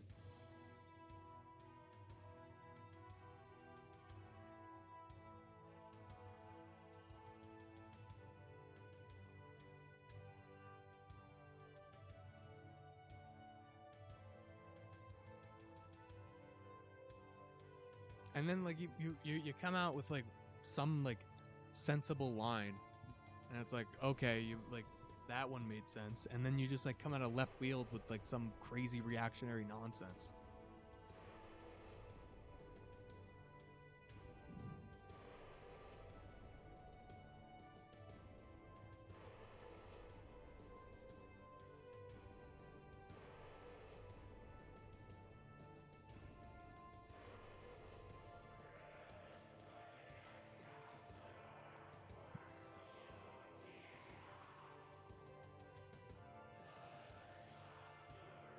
No, I really, like, don't think this is worth discussing at this point. If you can't acknowledge, like, the social aspects at play, and, like, if that's not objective enough for you, then, like, what the fuck are we talking about here?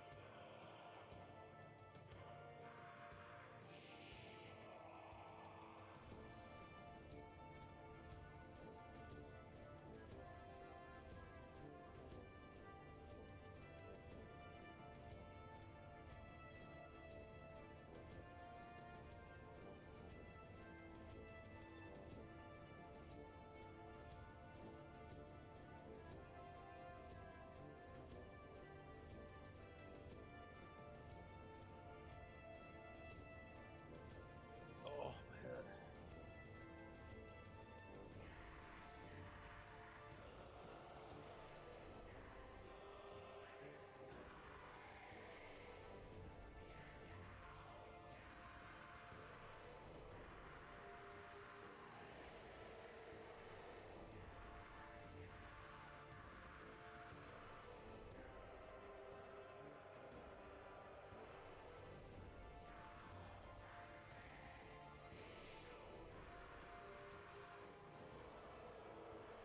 Shit.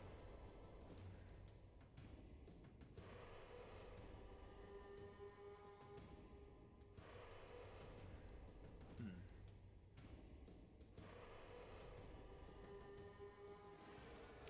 All right, I'm moving on. I don't know why. Like, I'm a fucking straight guy. I've kind of exhausted my expertise on the issue. I'm not gonna entertain the requesting for some kind of eugenicist genome for your satisfaction. But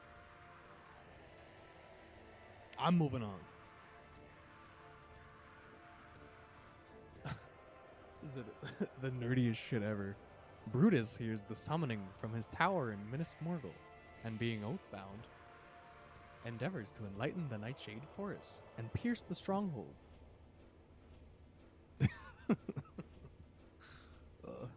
Never gonna dodge the nerd accusations.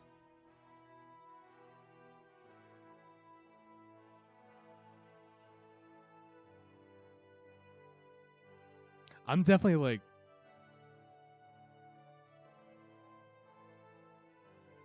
I was like, when I was younger, like I was really into, cause like back in my like reactionary conservative days, I was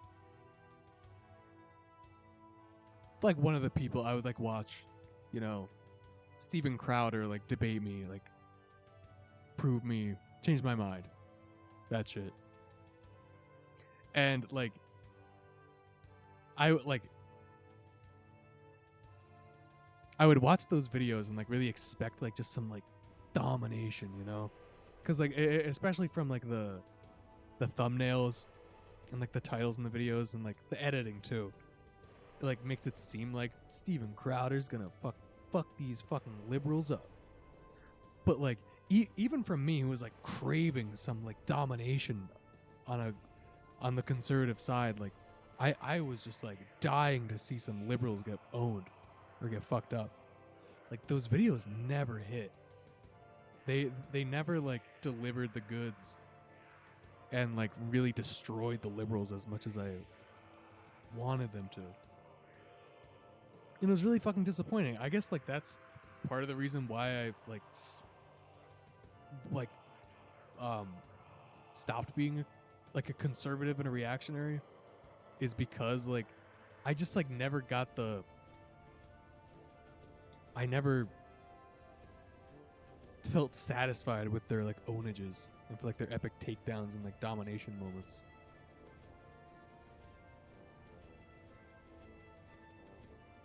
So it was just like very frustrating. I couldn't find like a definitive, especially like when I was younger. Like sure, I was like conservative and reactionary, but like I was still really like curious and like into science and into nature, into like zoology and paleontology. So like once I discovered like it was like dialectical materialism, I was like, this is the ownage I've been craving. Like this is the shit where like you can objectively fucking win an argument, you know? Which like of course is never going to be like, it's never going to be the dub that you want. Which is why like it's really unhealthy to like constantly crave dominations and like debates and shit. Like it's just like a limitless void of just like self-interest and like self-flagellation trying to like dominate in a debate that like even when you're coming from the most objective stance possible, which is dialectical materialism, like that is quite literally objective fact scientifically. Like you cannot get more objectively correct than that. Like the only way to beat that is by you know, completely shifting the rules of nature. You know, like there just really is no point to do these just like stupid internet debates. Like it just goes nowhere, it does nothing. I know like this like topic has been discussed better and more by other people, but I'm weak and tired, and all I can provide is just like, this shit is stupid. That's all I got right now.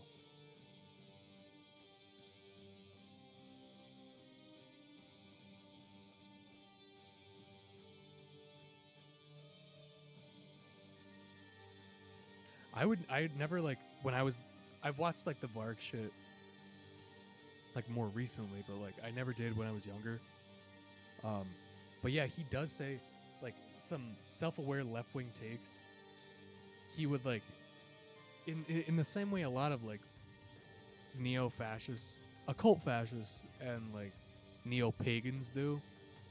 Like they acknowledge like the capitalist world is fucked up. And like I said in my last video, but like that is where like the fascist energy originates, is in a realization of the capitalist status quo is fucked up. What are we gonna do about it? The fascists will answer that question with, well, what are we gonna do about it? We're gonna kill the lessers. Or we're gonna,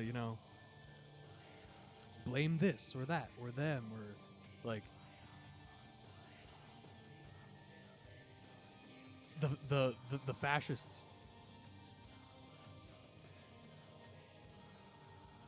visage is supported by an anti-capitalist energy, whether they know it consciously or subconsciously. So therefore you're gonna get some like fucking an occasional base take here or there, because otherwise no one would listen to it and no one would resonate with that.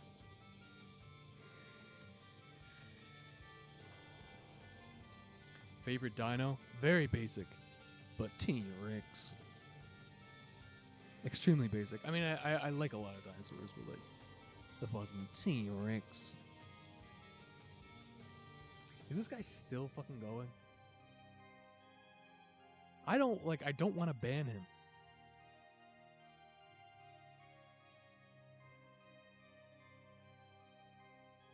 Should I ban him? Chat, is there a way to do a poll?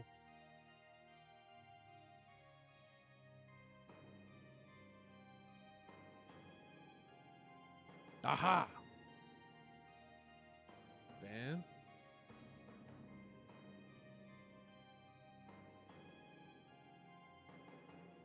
There you go.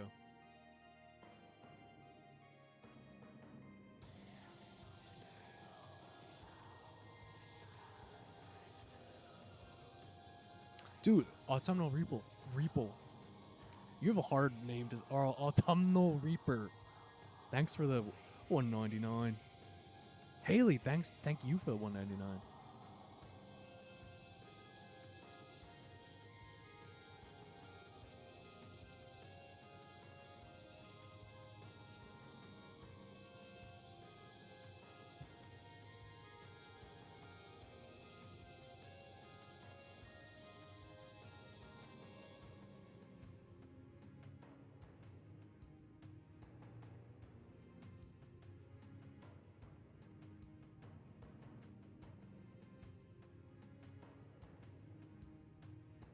T-Rex unsubscribed. Damn, we got an even poll. I really don't want to. I would vote no, but that's just me. I will let the people decide.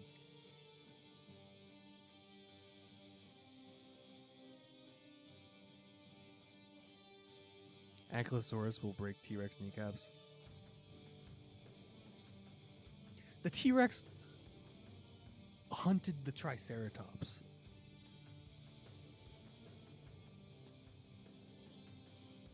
Enough said.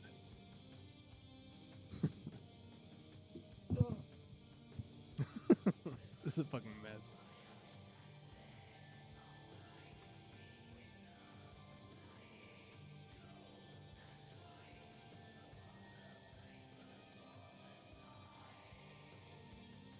Look. Yeah, it's the guy Obi with symbols.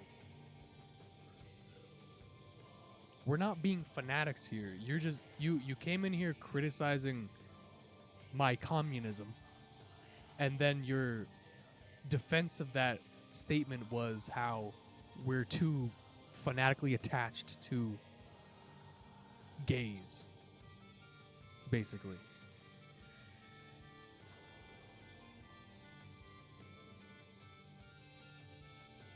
And then you haven't moved on from that. You haven't acknowledged that the objective evidence that you're looking for is of a social character. So like if you can't acknowledge the social character of gender, then you will never get the foolproof evidence that you're looking for to make you acknowledge gay people as not just a, I don't even know what you're trying to what statement you're trying to say. Like are you trying to say like how liberals will try to act more progressive by being pro-gay but then like don't do anything about capitalism? Because that's like a valid statement to say. Like seeing liberals be pro-trans just so that they don't have to be pro anything else. You know, being pro-trans so they don't have to be anti-capitalist. To give them some progressive points. You know what I mean?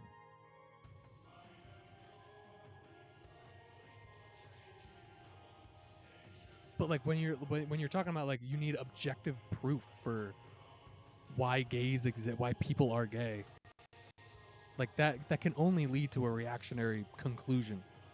And like unfortunately for you, it most often leads to a eugenicist conclusion.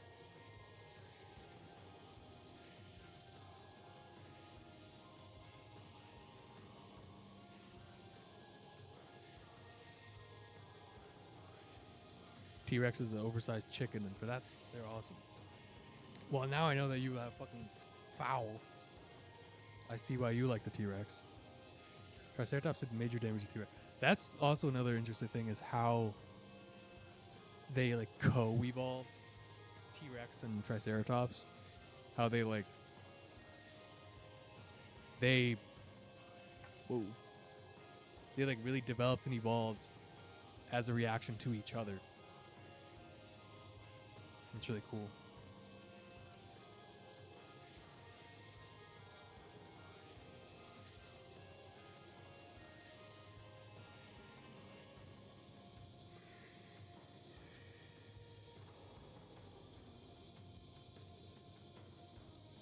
T-Rex had one of the best eyesights of any animal ever. I don't know about that. I know they had like forward-facing eyes, which was very beneficial for them. I think they had a very good sense of smell.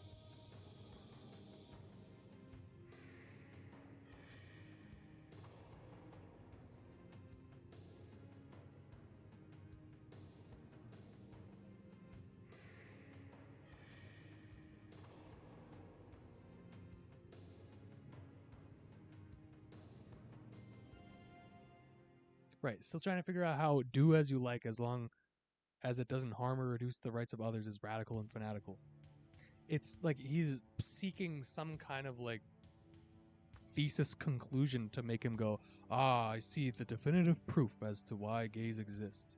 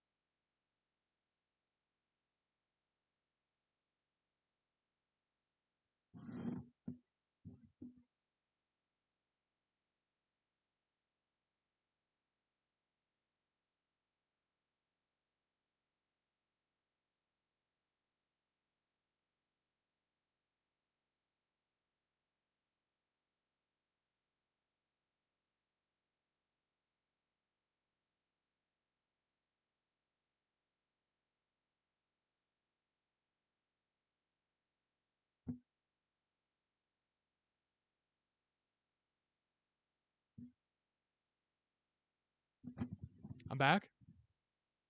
Can you hear me? Can you see me?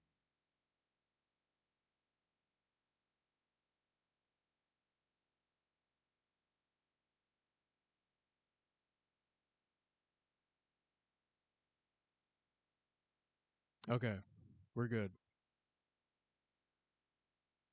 Yeah, I get it. No more summoning. Like, what the fuck? Was it even that loud?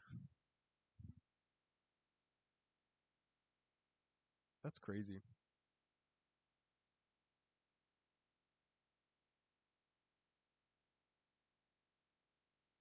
Ugh, whatever. Well, now you get to listen to me in pure silence.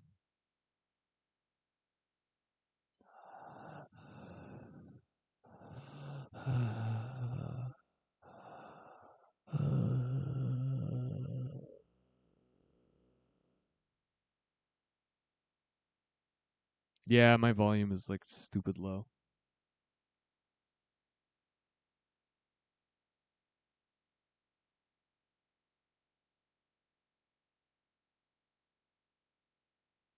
I want to play some more music, but I don't want to risk it.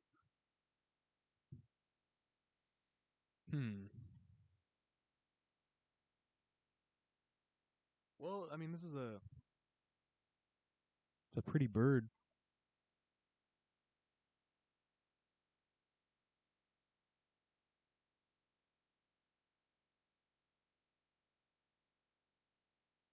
It's an interesting bird. How do you do, cockatoo? That's what it said. I didn't make that up.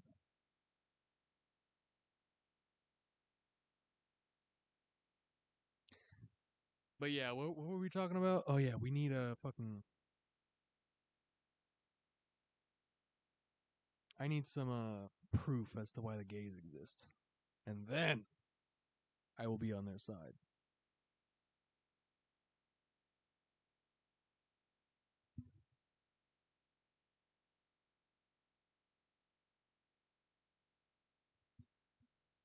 Man, this sucks. All right, what's the suggestions?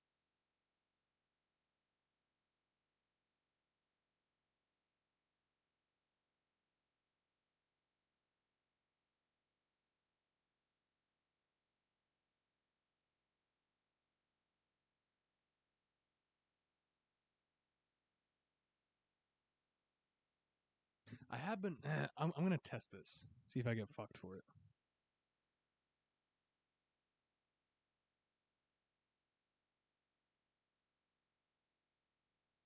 I've been going back to this album.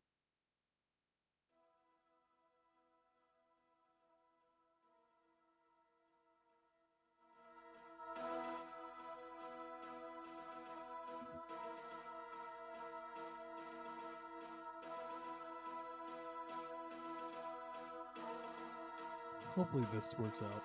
We'll see. Wait. Okay, I think we're good.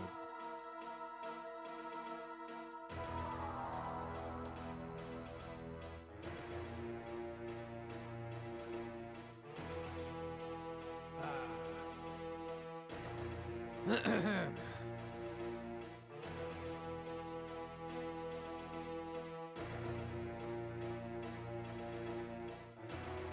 it weird that breathing into a microphone makes me sleepy?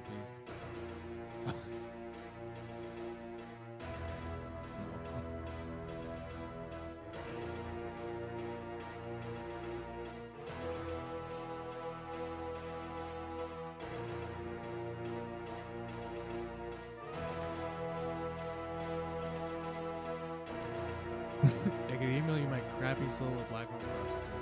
It's definitely copyright. That'll be the fail safe. If this gets, if I get blocked, then we can do that.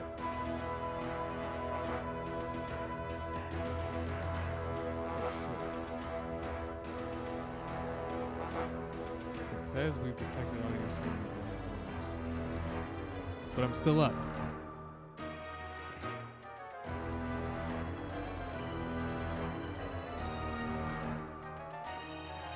gonna go as long as we can.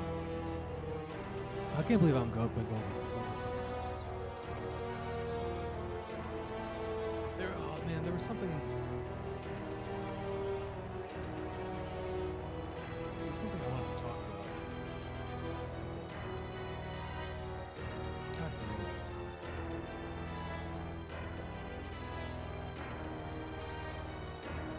What was it?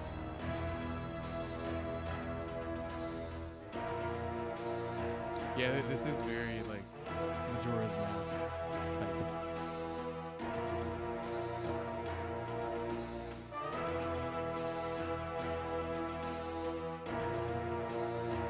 Oh, old sorcery, hell yeah. This is Obtained Enslavement.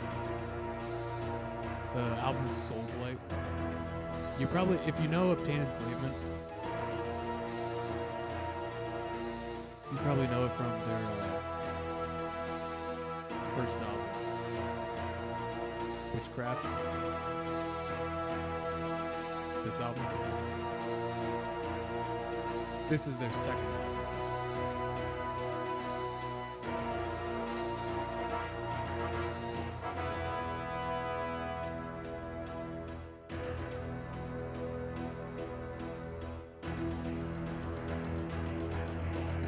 Do you play drums?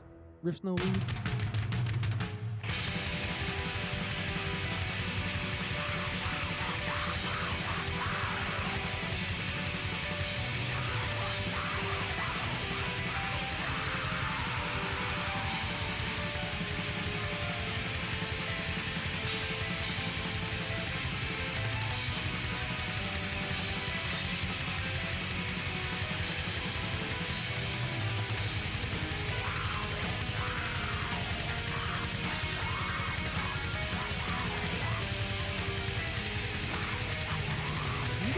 The screen still going?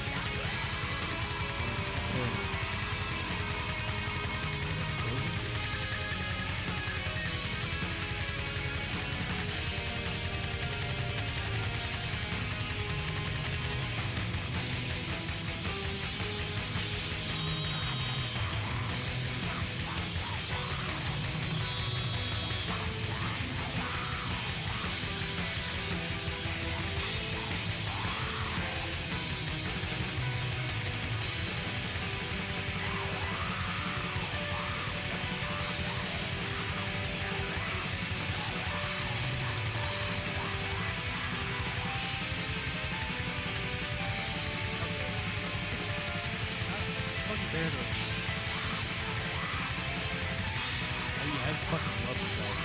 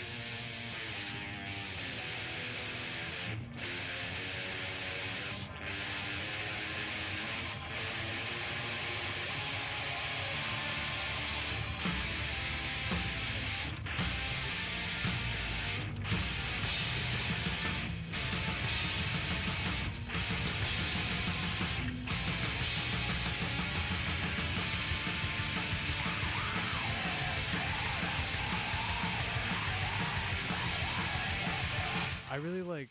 I mean, like it's kind of similar to their first album, but their drums just like sound so crazy, and the piano is just like so fantastic.